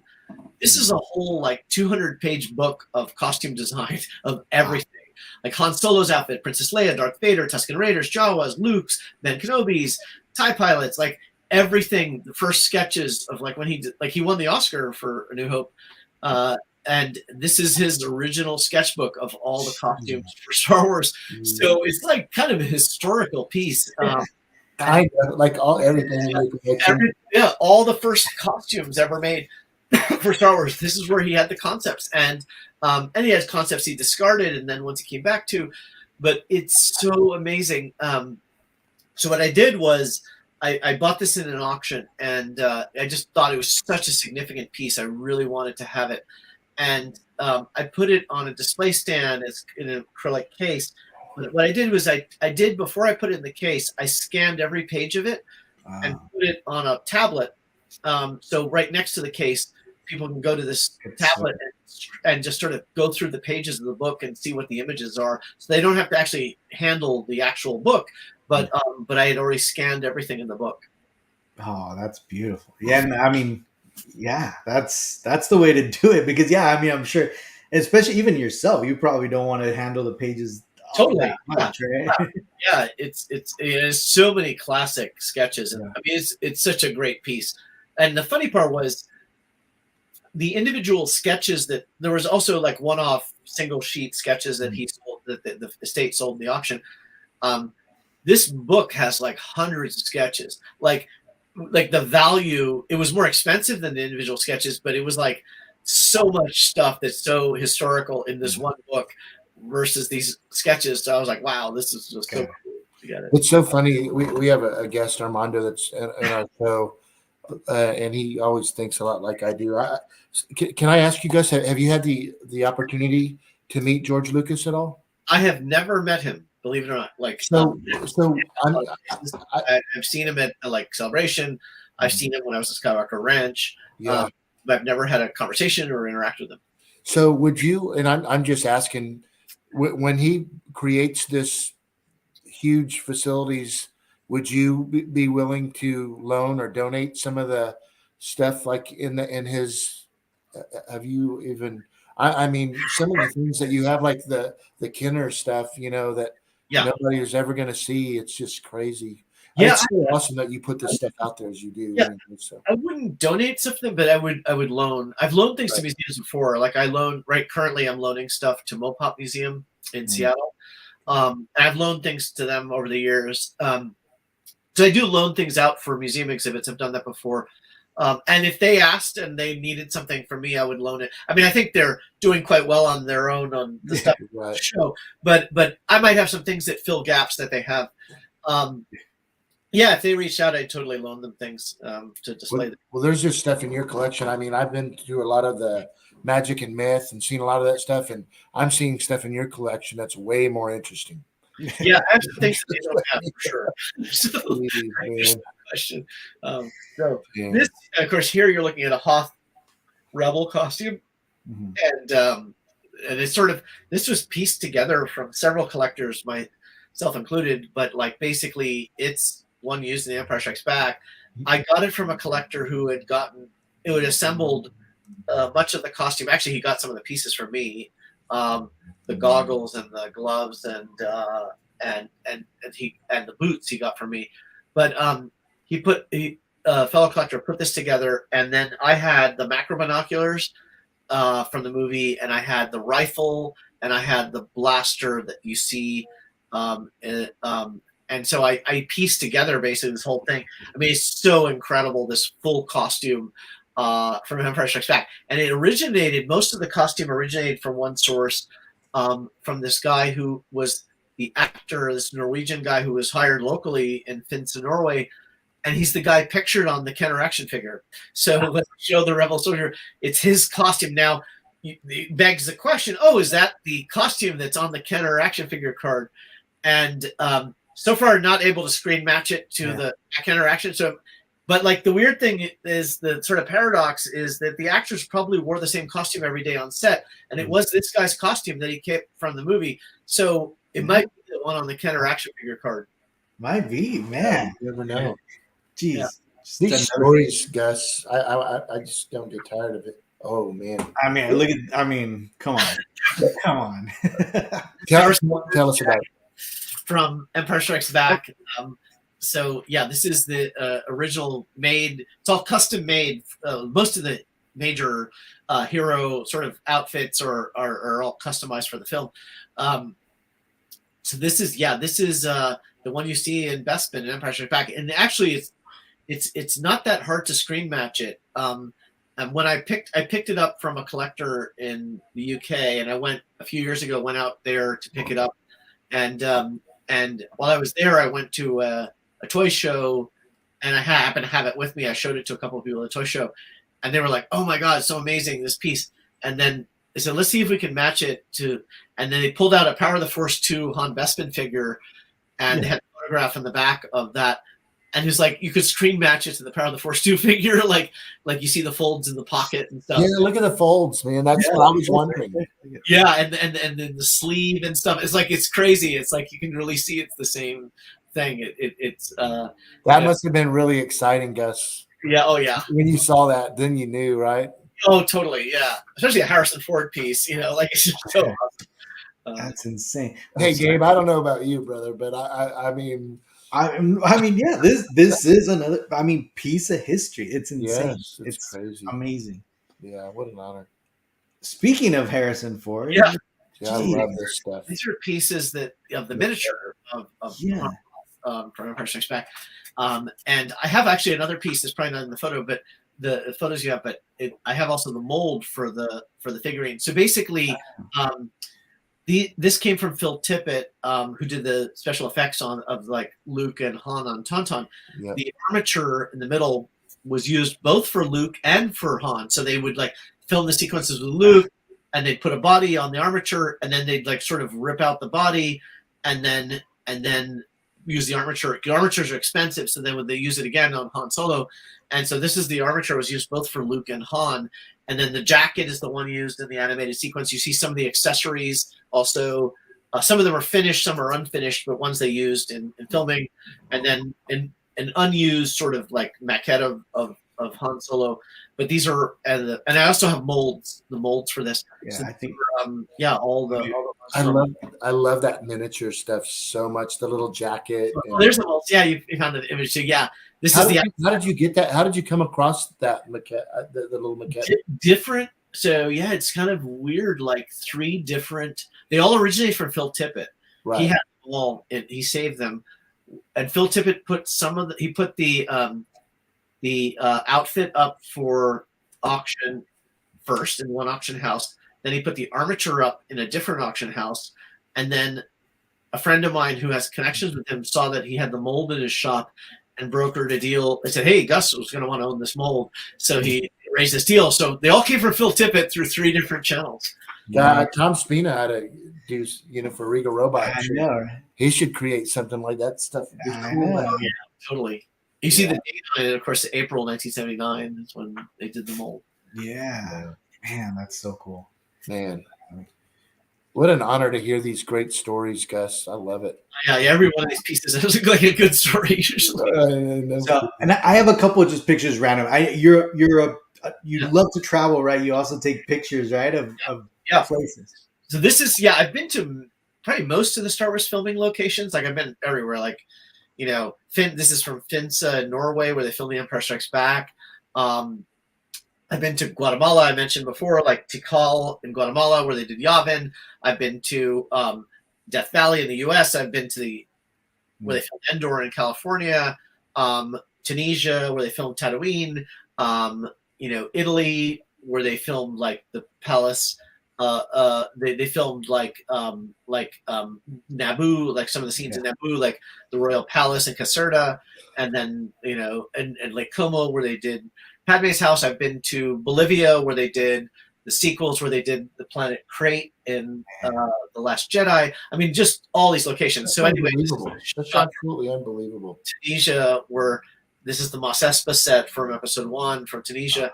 Do they keep that stuff there, Gus? They did, yeah. So what happened was they make a little tour. They set up like you can still go there today. So if you go to Tunisia, they built this whole Mos Espa is out there in the desert. It's like they built the whole city.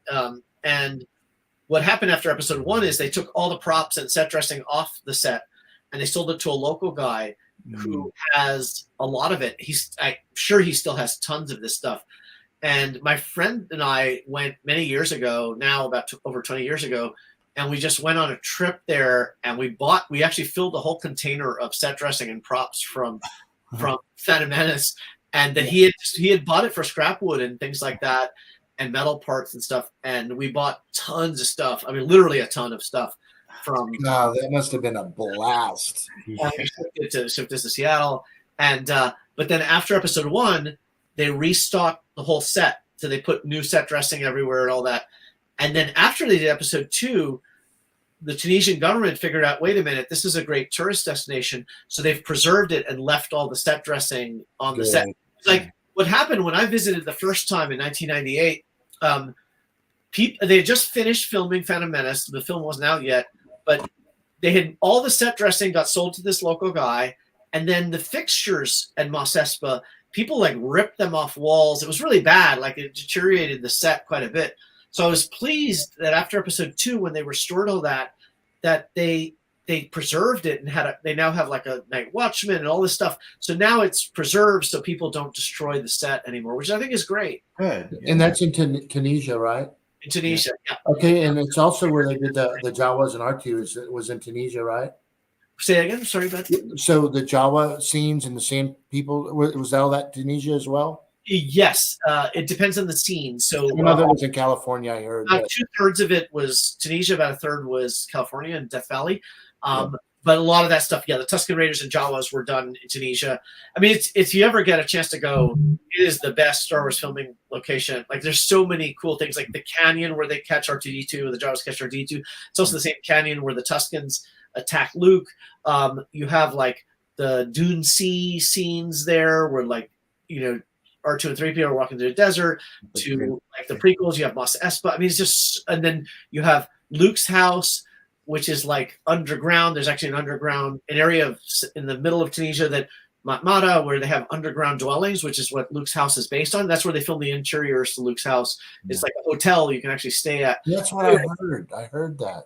Yeah, Tunisia is just spectacular. It's just. Is it safe? Is it safe in that area? Well, yeah, good question. It hasn't been. I've gone 4 times. My last time was 2007. I'd love to go. I'd love to. Yeah, it supposedly has gotten more dangerous, but I know people have gone in the last year. So it's like, it's one of those things, like, it's not, you're not going to Syria, but it's like, there's still, it still can be, there have been kidnappings there and stuff, but it's generally going to be safe. Yeah. They just aren't back to the levels of tourism they had in the 90s when it was really, really safe. I bet it's cool looking at the rocks and stuff out there, trying to trace exactly where the shit was done. Yeah, you can match it to exactly what's there. Yeah, that's awesome. All right, so this is what's known as a wood pattern, and I sort of mentioned it before, like the shop in Michigan that had made the wood patterns for Kenner. So this thing's massive. This is the Sandcrawler. It's 2 times the size of the normal Sandcrawler toy, which is already a pretty big toy to begin with. Yeah. But basically, for you showed before, like the Chewbacca action figures. So action figures are generally sculpted out of wax because they're organic, and they have, like, with wax you can get that curvature and you get that organic feel. But for mechanical things, they use patterns out of wood, where they use milling equipment and stuff to get straight edges, and so that's how usually how vehicles and play sets are done. So this is a very unusual pattern, not only because it's a huge pattern, but also because it has several faces of the pattern put together. Oftentimes with a pattern, they'll just do one face and it'll be on a board, and they'll do another face of the item. Here you have several of them together, and it really, this is like, you think of it as more like, it's sort of like the original art basically of the Sandcrawler toy. Wow, that's insane. Oh, what's it? Golly. Michael's like, So was this another Kenner somebody? It was a subcontractor for Kenner that was based in Michigan, and it was just one of those people that just sort of stayed in touch with and negotiated a deal. And yeah, it was just, but they say Kenner hired them to do, build the pattern so Kenner could make the tooling for the Sandcrawler toy. Now, I know everybody thinks what I'm gonna do. We're gonna save that one. We're gonna save that one. They can see the pictures. Let's see some other cool stuff. Right. But this is the cast and crew room. I have one of the rooms dedicated just to crew items. So here you see things like Christmas cards and placards and like invitations, and then you see the blue outfit is the Norway parkas that the people who worked on the crew in Norway for Empire Strikes Back, that they issued them these blue parkas that had like a nameplate and had like the Vader and Flames patch. But everything here in this room, like the T-shirts, the caps, everything is just stuff given to the cast and crew. Wow. Yeah. Hey, Gus, would you mind, for the viewers? A lot of them do know, but a lot of them don't know what the Blue Harvest stood for. You see the Blue Harvest in a couple places there. Yeah, like the placard. So Blue Harvest was a fake name that they used for filming The Empire Strikes Back, Return of the Jedi. I can't believe I said Empire Strikes Back. Anyway, Return of the Jedi. When they were filming Return of the Jedi, they were filming in the United States, and so they wanted to pretend that they were doing a different film. So they made up this logo and name of a film called Blue Harvest, and they went all out with this name. I mean, the call sheets have it, the film clappers have it, every bit of literature. When they went on location, they said Blue Harvest is the name of the film where we're doing this horror film. And of course, the funny part about it is the logo they created looks totally like a Star Wars logo. So like, I don't know how thought they were disguising it, but basically they were trying to pretend they were doing a horror film. And so there's a bunch. So for cast and crew items, it's a really popular thing because it's like basically a fake name for Return of the Jedi. Yeah, that's the story behind that's super cool. That's really cool. Yeah, I know you're into a lot of those clapper boards. You have quite a you have a lot of those slates, right? I do have a lot of slates. I have a whole display case of them. And this is my favorite one, the Blue Harvest one. Yeah. But like, yeah, they did, I have some from different films, but anyway, yeah. This is probably my favorite one of all. Like, it's just it's Blue Harvest. Well, I saw the Revenge of the Jedi one. I saw one too. I was like, man, that's so cool. Yeah. There's some of them, particularly the ones they did in England. See, in England, when they were filming only in studios, they could call it the actual film title, which at the time was Revenge of the Jedi. And then when they filmed the US, they were worried about word getting out. So they just, even the clapper boards were said Blue Harvest. Yeah. All right, so I'm gonna come back to the screen use stuff, but because I want to show you the cereal stuff that we were talking about earlier. Yeah, this is cereal room. Yeah, it's so cool. It's a room of just cereal boxes. So I have a room, and most of the stuff you see here are vintage. So yeah, I just pick for the room. I just pick a select setup. So I have what I'm sure is the largest collection of Star Wars cereal boxes in the world. I have like over 2,000 boxes, all different from over 100 countries. Oh, they did that many, huh? Yeah, I just have this extensive network of people that help me find it. Yeah, I mean, so I only display a small subset of that collection in this one room. I mean, most of it's all boxed up and flattened and stuff, but like I have like a couple hundred of the 2,000 in this room. Wow, that's so cool. Yeah, cereal's so nostalgic. It really captures like Americana, and you have these characters, these cereal characters that we all grew up with that are just so like famous for just especially with the era I grew up where cereals were a huge part of like like the characters of the time. Like they were like, it was an era like the 70s and 80s were like the peak of sort of serial characters, it sort of has died a lot since then. But like anyway, it was just I just love that connection of Star Wars with serial characters. Absolutely, man, that's so cool. And then Gus, what are these? I've noticed. So I mentioned before about how arranged, with the two companies that Kenner had subcontracted the coins. So this is really a collection of my coin prototypes from Kenner. So in here there are sculpts, there are hard copies of they're made like at a much larger scale than the actual coins themselves. But you see sketches of the original coins. So these are all coin prototypes in display cases. Gotcha. Man, that's crazy. And what about these? These are gold and platinum records for Star Wars. So, as you're probably familiar with the music industry, they give these awards, right? And it's different in different countries. But in the United States, it's like if a record sells 500,000, you get a gold record, and if it sells 1 million, you get a platinum record. So, Star Wars has a lot of records. I mean, it has like the soundtracks, it has the narrated records, it has the Miko disco stuff. So I have a lot of these, and they're really hard to find. Like, so it's one of those crazy things when you see it displayed all together, you're like, how did you get so many? But it was over several years and stuff, and I just was going after different ones I could find. That's what these are. Yeah. See, and that's what I wanted to show, like, because you have such a wide range of collections, obviously all tied to Star Wars and stuff, but it's like things like this, like cereal boxes, like these, like things that I think nobody would have thought to collect. Yeah.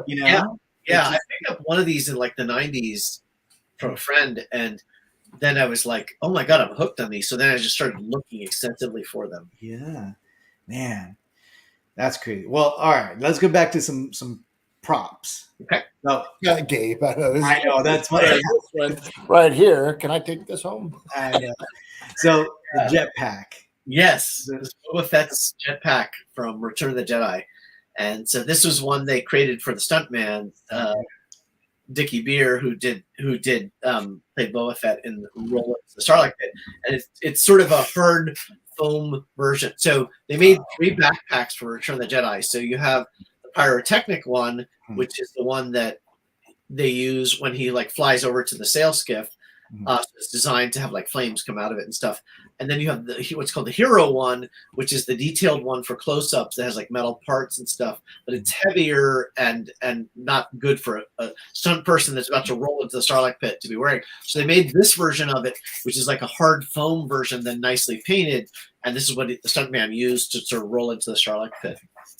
Man, that's awesome. Yeah, I have a replica one, obviously, that I had made. It's like the center of my collection. So I'm like the jetpack immediately. I was like, wait, is that the stunt one? Oh my God. Yeah, it's pretty classic piece. Like it's just so iconic for Star Wars. I know. I geek out on this stuff so much. Yeah. It's awesome. This is really badass. Yeah. These are different blasters. Screen use blasters, and I had this display case made for it, so it uses like sat wall, so I can put hooks on it and position it. But it's just a cool like armory. Like some of them are really iconic. Like that's the Biker Scout one up there, right? Biker Scout, yeah, or the Stormtrooper one, sort of the lower right. And then you have like Hoth, Rebel one, and the A New Hope like Fleet Trooper one to the left there. So yeah, there's like a bunch of and so it's like the imagery I wanted was like I just thought like it's sort of not Star Wars, but the Matrix, when in the original Matrix film they had this armory where they like gear up towards the end of the movie. I wanted something that looked like an armory, because a lot of these just look beautiful in silhouette. So I had this display case made for it so I could display different prop blasters in it. Beautiful. Respectfully, viewers, these are not master replicas. Yeah, these are no. Yeah. Oh, I just know. This is so awesome. Man, I know. This is an insane. Yeah, no. All right, now let's jump up to a couple other ones. Obviously, Return of the Jedi. Right? as a hero helmet, what they call a hero helmet, because it's the detailed one, has like the curvature in the eyes and stuff. But this is from Return of the Jedi, and as people who know, like, are into it, there's slight differences between the New Hope, Empire Strikes Back, and Return of the Jedi helmets. And so this is also from, I mentioned like the backpack that Dickie Beer had as Boba Fett. This actually came from Dickie Beer, who put this up for auction. And he had a funny story about it. He was filming in the Redwoods where they were filming. And if you've been to location, they had to go down these like logging roads. And it's a bit, it's not that far, but it's like a few miles from the hotel.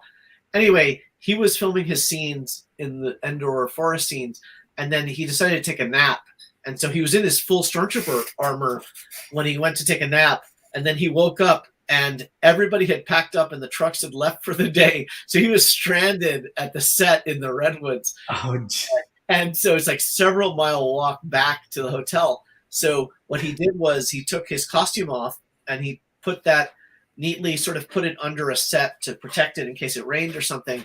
And then, but the helmet, he didn't want to leave there. So he carried the helmet with him to walk back to the hotel room. And then once he got to the hotel room, he was like, okay, well, tomorrow morning when I go in, I'll bring the helmet back and I'll get my suit back. Yeah. Anyway, he comes back the next day and they realized, oh man, I forgot to bring the helmet.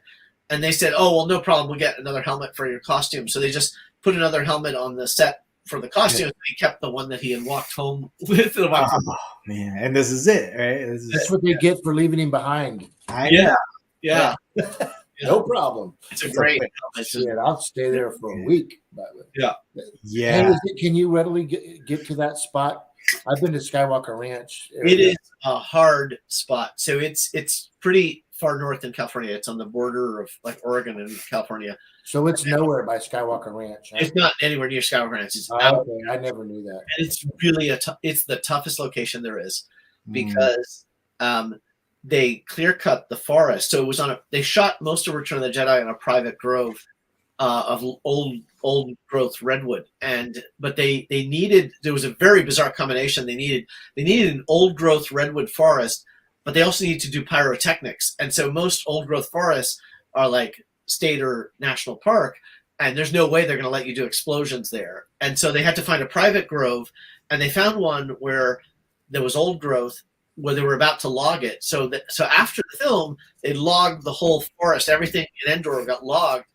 And so I did find location with friends that helped, that really helped with a lot of collaboration to find it. But it's cool. You can go there and you can see when they clear cut redwoods, the stumps are still there. Unlike most trees, when they clear cut, they uproot it. But like redwoods are so massive that you actually still see the redwood stumps. So you can find the location where the bunker is and all this, but you have to use your imagination because a newly grown forest looks totally different. The canopy's not as high, it's thinner trees. Yeah. It's a very different look. And it took several trips to find that location. It was hard. Like it is cool. Imagine going into a forest trying to line up tree stumps. Right. Just like hard as hell.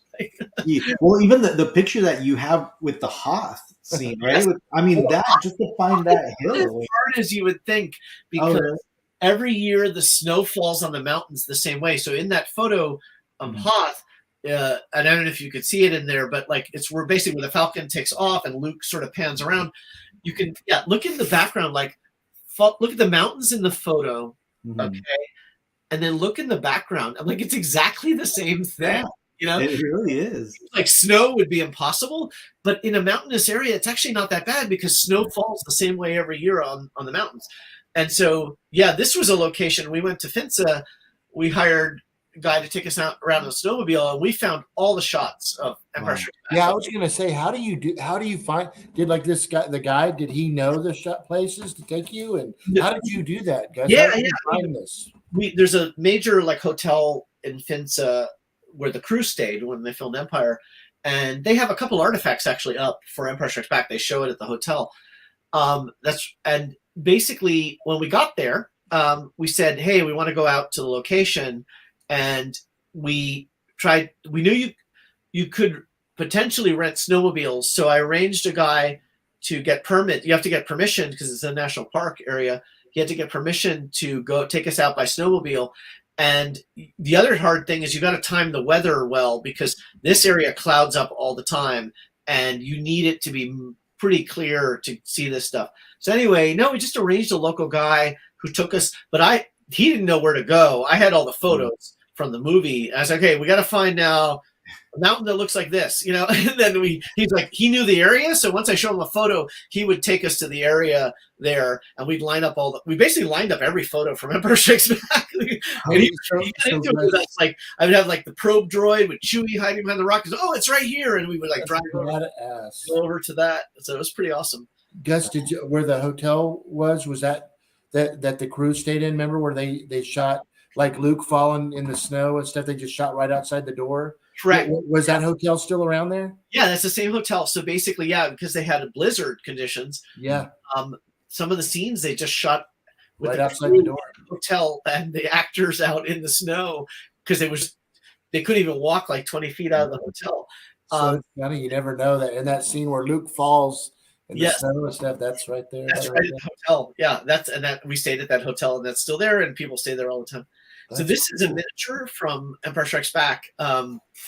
So of course it's an AT-AT miniature, and it's a fairly small scale miniature. I'd say it's like, I don't know, like 8 inches tall, but it's really detailed. And in what they did in Empire Strikes Back to get forced perspective is they made different scale miniatures, and so this is the background one. And it's in several shots where you see these big AT-ATs in the foreground, and then you see this guy, and it has animated legs that can actually, in the film, he's walking because they actually make the legs movable, but it's like a small scale miniature. Wow. That was pretty popular back, that force perspective. What do you call that? It's force perspective. Yeah. They did that a lot in Empire Strikes Back, didn't they? Like in the Hoth, like the Rebel base. Yes. Where did they use like kids in the background? I don't know if that's true. Yeah, like with kids. Exactly. Yeah, that's a good point. It's like they used kid actors for something where they didn't want to build a massive set or whatever. They had kids wear Hoth Rebel outfits. It's just kind of. And you have, I mean, because I guys, and if you're not following us on Instagram, you definitely need to. There's a lot of amazing pictures of his stuff. But you also have like the foot, right? That they made the footprints with. Yes. Yeah. There's it was, I forgot, I don't remember who put that up for auction many years ago. Right. Yeah, there it is. Yeah. I want to say Richard Edlund put it up for auction. And basically this is a foot stamper. So this was when they did the close up, they did the snow speeder, like stranded, and then they had the AT-AT walking. Mm-hmm. They used this to do the prints in the snow. That's what this was used for, is to make the imprints of the snow of the walker making steps. So it's not something that would get screen time, but was used in the production for the animation. Yeah. And I also saw on there, like, you have like several other like pieces, like the gun from one of the screen used AT-ATs, right? Yes. Yeah. I have like the chin gun from one of the AT-AT models. And yeah. We've got a few hundred different prop pieces. There's like a Cantina Band member mask. That's crazy. Yeah. That's another one that it's probably hard to keep preserved, huh?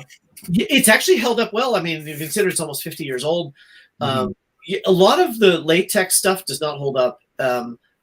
These masks. I know who's good at fixing that stuff.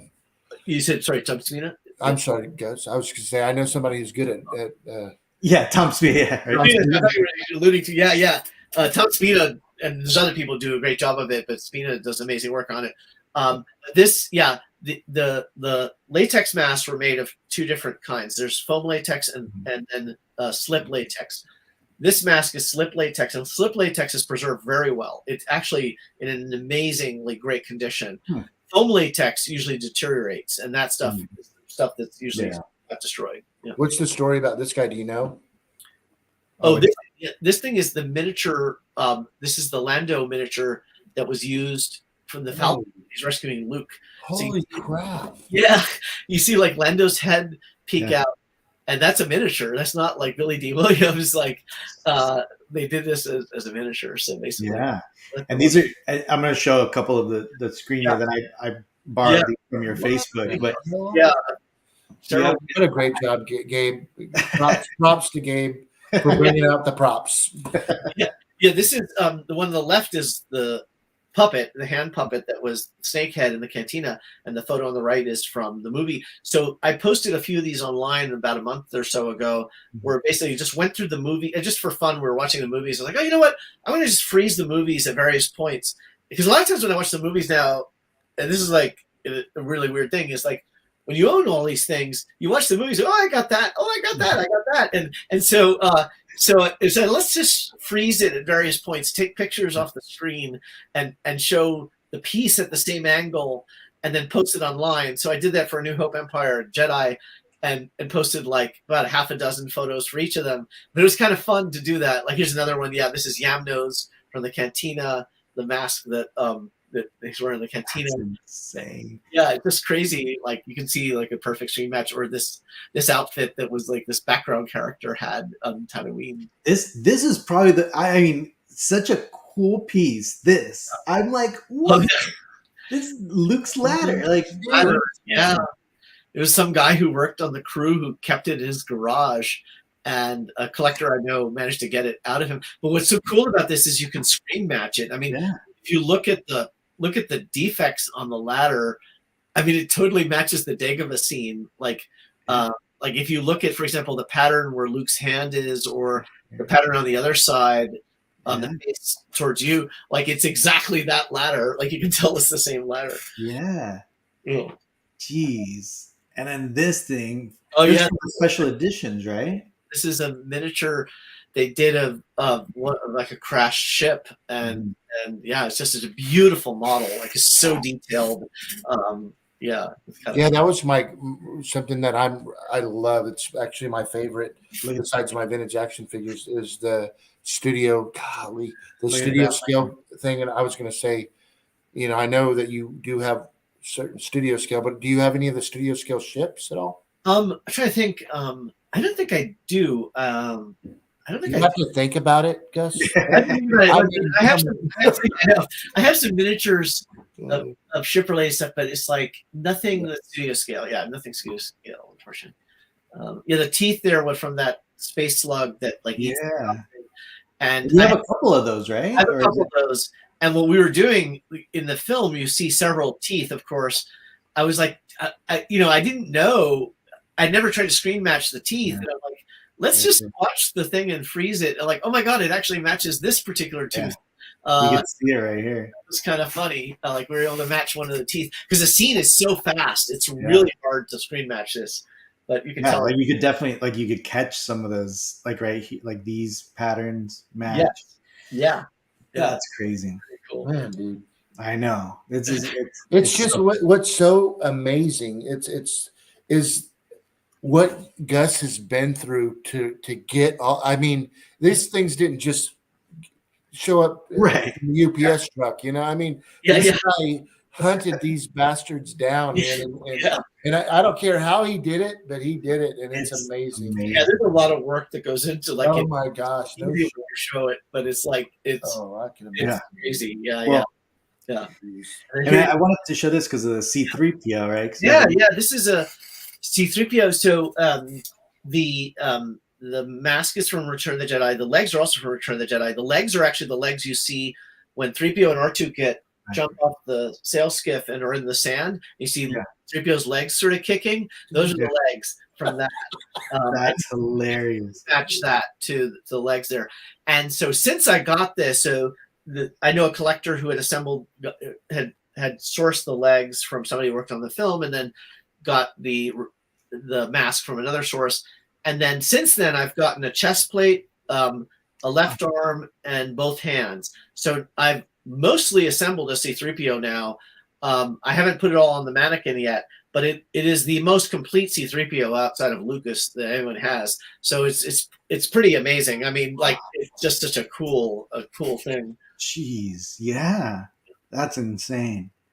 And guys, and if you didn't think it could get any better, I mean, let's look at this guy really quick. And this is the Death Star model from A New Hope. You own the Death Star. That is the Death Star, the only Death Star they made for A New Hope. It's like that. Jesus. Now, I know you probably told this story a million times, but Gus, give us just a quick rundown of the. It's a great story. Yeah, I basically, I mentioned earlier that they were storing things in storage places, public storage places, and the studio said we're done paying rent on it, and one of the guys that worked at the store, so they were ordered to throw everything out, and one of the guys that worked there said, "Oh, I want to save this thing," and so he shipped it to his mother who lived in Missouri, in like a rural area of Missouri. If you've seen the show Ozark, that's filmed in like Lake of the Ozarks, that's where the Death Star ended up, is at Lake of the Ozarks. And I just finished watching that whole series. Oh yeah, it's a great series. It is, man. It's cool. I like Jason Bateman. But it's like, so anyway, there were these 3 collectors that owned it there. And there's a long story of how they ended up with it, because when it first arrived there, they didn't get it initially. And I knew them for many years. They had it for like a decade. And I said, if you ever decide to sell it, let me know. And then in 99, they said, yeah, we want to sell it. And I didn't really collect props much then at all. I mean, just had a few things from Tunisia I brought back. So I said, I want to have a major prop piece. It would be cool to buy this. It was just sort of on a whim. I really wanted to own something major. And of course, I didn't fully appreciate how major it was. Because pretty much it's been downhill after that in collecting props, because there's nothing that really lives up to this. But it is the original, Death Star from A New Hope. It's the 3D model that they made for the movie. So we're just real quick on this thing. So I've read stories, because it's kind of nerdball, but look, you did it, but I actually reached out to you wanting to buy this from you, right? Yeah. Never responded to me. I ended up having one made. Not this one. You probably emailed them on that other email. Well, sometimes. Yeah, that's funny, Gabe. Sometimes when I don't respond to people, it's not that I'm blowing them off. Like, I do get a lot, sometimes just contacted, I just track, and I've had a lot of people over the years reach out to me. Yes. So listen, I didn't know, right? So anyways, but I because you gave a real quick about this thing, but is it true? So first off, this was thrown in the trash. Yeah. Okay. It was recovered from the trash, and I heard that it was in a pawn shop or something, like it's an ashtray outside the front door. Is that right? Yeah, it was. Yes, it was. I think there's 2 things there. So there was the guy who had saved it from California, shipped it to Missouri, where his mom had an antique mall and like a pawn shop kind of ish thing, but it was more like an antique mall. And they actually had it outside. It was actually sitting outside there for a few days. And one of the 3 collectors who ended up with it, when the 3 bought together, he drove by and go, "Oh my God, that's the Death Star." And he researched it for about a week to determine, is that the real Death Star? But in the meantime, while it was sitting outside, it got sold to a local music shop. And he got it from the music shop years later. And the reason was the music shop had it on display there, and they the original dish on it was lost, and when the music store went out of business, everything got liquidated in the store, all the fixtures, all the inventory. But the Death Star was in the corner, and they had filled it up with trash as a trash can through the hole of the dish. Right. And so, anyway, needless to say, these 3 collectors who bought it from the music store got it for a song, because they weren't valuing it very much. Yeah. Man. And Gus, how much, I mean, obviously we could see that you recreated the dish. How much restoration did you do to it? There's really no restoration on it, because when I had it on loan to the Mopop Museum, they wanted to pay for restoration. I was like, I don't want you messing with it. Like, if you notice, for example, and I get questions about this all the time, particularly when people see it in person, you see towards the top, there are these screws towards the top there, and they go, "Well, what's up with that? I don't see that in the film." But if you look around the Death Star, those are in sort of uniform distance all around the Death Star. In many cases, there's a round gray disc that covers up the screw, but they've popped out in a few places. So that would be an example of something. If you restored it, you could put a gray thing over the screw, the mount thing that where it attaches to the frame. But yeah, like I was like, I just want it. It's an original state. I don't want them messing with it, because like as you showed in the other shot, like that other shot was like, we're watching the film. I grabbed a photo of the screen, and then I just went up to the Death Star model, and I said, "Okay, let me go up to the model and see if I can find the exact spot on the Death Star." And of course, you see, it's like a perfect screen match. It's like, and so like, why would I want it restored? It still looks amazing. I mean, it looks exactly like it does, like in the film. Yeah. some scratches on it and stuff, but it looks pretty good. Yeah. So is that it's a half a desk? Well, here you go, Michael. Do you know who that is? Oh That's wow, Cantwell. Yeah. yeah. Hey, so you know Sierra? I'm sure, Gus. Yeah. Yeah, she called me last night. She's going to be on our show. Oh, great! Oh, that's awesome. Yeah. So she's doing it. Yeah, I talk to Sierra all the time. Yeah. That's awesome. Okay. Yeah. But is this thing? So I know it's supposed to be a 3. It's 3 foot round. Yes, it's about 3 foot diameter. Yeah. It's a pretty big model. Yeah, that's what because and what I do in the studio scale, there's the Jason Eatons. I'm sure you know some of these guys, but anyway, they're real freaking nerd balls. They've been to the archives. They know the detail, like photographs and stuff. And I really looked into this before we had mine scratch built. But I thought for some reason that is this a complete sphere, a solid sphere? Oval, right? Yeah, it is. Because when I was always told that it was a half sphere and it was lit from the back. Yeah. So it's a great question. They so they don't need, like with anything with film, they pretty much do the minimal they need to do to cover it on screen, because they don't have to make it, all 360 degrees don't have to be finished. So what they did was, they designed it so it's painted all the way around in this shot, and then if you go to the right of it where the dish is on the left side, it's painted all the way there, and everything else that's left is about 1/6 of the surface that's not painted. So about 1/6 behind it is not painted, and that also has a hole which is where you access the interior of it, to put a light or whatever, or to access the frame. So there's a hole cut into the plexi case and into there's basically 2 plexi glass hemispheres that they combined, and then they drill a hole in the back of it and then paint most of it around.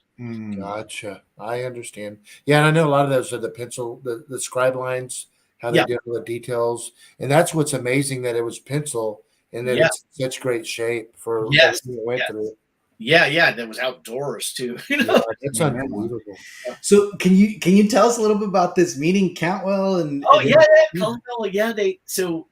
This was a special event that Mopop Museum had. So Mopop, as I sort of referenced a few times, is a pop culture museum in Seattle. It was founded by Paul Allen, who owned the Seattle Seahawks, and he was a founder at Microsoft. And he anyway, at this museum, I've done stuff for them over the years, did events with them, and I loaned them pieces to show and stuff.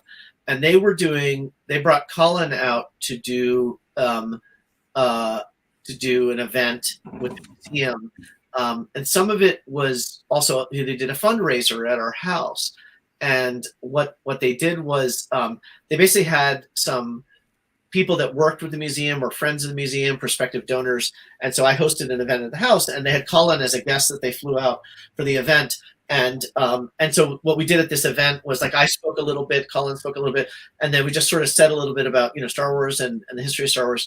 And, it was awesome to have Colin at the house. And so, since Colin designed the Death Star, it was we got to do a photo together in front of the Death Star. That'll be such an incredible photo. And so that's what we did there.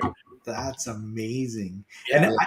And then something I always kind of notice things in the back. Is that the blueprints for the Y-wing? Is that the concept? Yeah, so what that is that's actually a pencil drawing, engineering drawing. It's all hand done in pencil.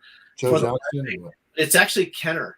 It's a very detailed Y-wing. It looks like the special effects model, but it's actually the Kenner drawing by Jan Vandermeer. Kenner did that for. It's a huge pencil engineering sketch. Well, that early '80s vintage Y-wing is very detailed, actually. Yeah, for a toy. To the film. Yeah. Do you have any? I'm sorry to cut you off, Gabe. Do you have anything original from Mr. Cantwell? Yes, I have 2 things. I have a sketch of his, he has that design of the Star Destroyer, very early design of Star Destroyer. I have a pencil sketch of that. And then I have a painting, a color. He doesn't have very many color paintings that he did, a color painting of the early design of the X-Wing. So I have 2 pieces of art from Colin Cantwell. And then I also have a couple signed pieces from him too. Very cool. Man, that is so cool. Yeah, it's great to meet him. And he was obviously very early in Star Wars. I think even predates McQuarrie on some of this stuff. It does, yeah. Yeah, it's going to be a fun show talking to Sierra because obviously he's up there and can't really get around much, But Yeah, he's not doing events that really. no, Yeah. Yeah, Sierra's also connected with him extensively, and so it'll be great to. yes, So guys, I mean, obviously and one of the greatest things about you and your collection is that, I mean, you share, the stuff that you Yes. have and all that. And you're obviously a big part of the community. You've actually done a lot of books, right? Like several Yeah, book yeah, collections and stuff. yeah, Um, yeah. and some guides, right? Books that Duncan Jenkins and I wrote. And here we have like 4 different books that we've done. The one at the top is a price guide we did. It's now actually quite a few years old. It's like 14 years old, but it was like the most extensive, book on every Star Wars collectible made up till that point. It had like over 77,000 items that we documented in the book. And so that's one of the things that the first book that Duncan and I did. Then the next one down is a book on Star Wars toy prototypes that we did, just from stuff in our collections. And then further down, you see one on cast and crew items that is all just about Star Wars cast and crew. And then the last very interesting collection. So Duncan and I have done 4 different books. I've also worked on other book projects. Those are like the kind of core books that Duncan and I worked on together. Yeah. So are these books still available, readily available? If They are. Yeah, if you go to completistpublications.com, you can order from us, and all the books are available. So very cool. And these links are also on the Star Wars your archive, right? Right. Yeah. SWCA, yeah. If you just go to the easiest way, go to completistpublications.com and you can order any of these books. Yeah. Yeah. That's so cool. And again, that's a huge part, right, of the community. And I think that's why, I mean, not only is your collection mind-blowing, right, of course, but it's the fact that you're actively, involved in the community and the collect. Like I said, you've literally laid the foundation for groups like ours, right? Like Collection Wars on Facebook. Like we have little collections, and Yeah. and you're actually also in charge of the panel, right? At Celebration.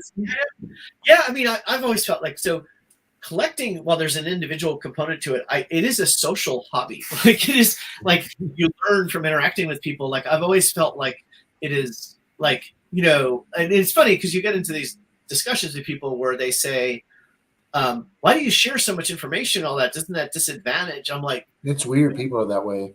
Yeah, and in no way I have benefited so much. Like if you just put the sort of noble side of it, of just helping fellow collectors aside, it's actually advantageous to share information, because for every person you help, it opens so many doors and gives you so much access and builds your network. So I've always been big about that, whether it was like local community and like celebration events, online, in books and all that. Like I think it's a big part. I think that a lot of other collectors, like what you guys do is sharing. It's all about like giving back and connecting with people. So, I mean, the collecting track was something I started in '99 when they did the first Star Wars Celebration. It's basically pick the panelists and arrange a program around collecting, and we've done it at every celebration. Like the celebrations in like UK and Germany and Japan there too. Every celebration I've done this and arranged and I'm in the process of doing that for Anaheim for this year. So working on selecting panels for it, and I'll MC it, and we'll have giveaways, and we have like a social area where we have a bunch of activities, and it's really grown to be this huge part of celebration, a very well liked part of celebration too. It's packed because there's so much interest in it. It gets very good reviews among people at celebration as one of the most exciting things. So I've had a kick doing that, and it's a team effort. It's not just me. I mean, a lot of other people make it possible. Yeah. That being said, the celebration, because it's been kind of, no one's really known the details of celebration, if they're going to come out with more tickets. Are you even familiar with any of that stuff yet? I do talk to folks that read and look at them all the time about it. I don't know anything about the ticket situation. So anything, I mean, this is just gut speculation. I think they probably will sell more. I don't know. I've heard nothing official one way or the other. So I would think they would too. I just seems like they'll probably have more tickets, but I don't know. Maybe they're done selling tickets. I don't know. They might have social distancing things that maybe prevent them from doing it. I don't know. Yeah. I haven't heard anything official. I haven't asked them on that, but hopefully they'll sell more, because I know a lot of people still want to go. But yeah, I mean, I've had my tickets for the last 2 years. I was one of those ones. I'm like, I'm holding on to them. They'll I know a have lot of people still going to buy tickets. So. yeah, that's awesome. Well, Gus, I obviously want to be respectful, with your time, and I know it's getting a little bit late, but I mean, appreciate you coming on. This was amazing. Thank you so much for sharing your stuff, and again, for anybody that wants to take a look at Gus' collection, obviously it's widely available. You could see a lot of pictures, but his Instagram is a treasure trove. Literally, it's like the Indiana Jones section where you're gonna find all the treasures in there. It's amazing. Yeah. Well, thank you for having me on. It's been fun talking about this stuff. Well, absolutely, yeah. I've got 2 questions for you guys. Number 1, what is your favorite Star Wars movie? It's so hard to pick. I mean, for me, it's usually a toss-up of like A New Hope or Empire Strikes Back. I would say probably A New Hope, slightly more A New Hope, but it's tough. They're both so good, both for different reasons. Okay, that was my thoughts exactly. That's how I am too. Just in the second one, what is your favorite vintage action figure? Good question. My favorite one's probably a Man-O-Man, because it's so just beautifully done. It's weird. He's just an obscure Jabba's Palace guy, but it's such a gorgeous action figure. I've always liked it. And then I also have some prototypes from Man-O-Man, so I got lucky to find prototypes for it. But I just always thought it's like the best action figure. Yeah, that's awesome. That's great, man. Yeah. I want you to know, Gus, you are super humble with your collection. You don't put it out there like it's like just another collection, but it's just absolutely amazing. And thank you so much for everything that you do for the community and in the Star Wars realm. Well, yeah, thank you. No, I mean, I don't know. I do try, like many collectors, I started someplace like everybody else. I'm always learning too. So, I try to be accessible and for sure. I'm always learning myself. So, but anyway, I thank you for that. Yeah. I look forward to meeting you in person at Celebration. I hope to see you guys at Celebration. It's been a long time. I've been wanting to meet up with you. Yeah. And don't worry, I'm not going to try to hit you up on the Death Star. You're good. I know the answer already. And they get the same answer, which is no. I know, right? All right. Well, guys, everybody, have a good night. Thank you so much for giving us your Saturday night, and we will see you next week. And thank you so much again, Gus, for jumping on. If you wouldn't mind just sticking around right after we end this show. But have a good night, guys. Michael, good night, everybody. Thank you always so much. A pleasure. Yes. Night, everybody. See you guys.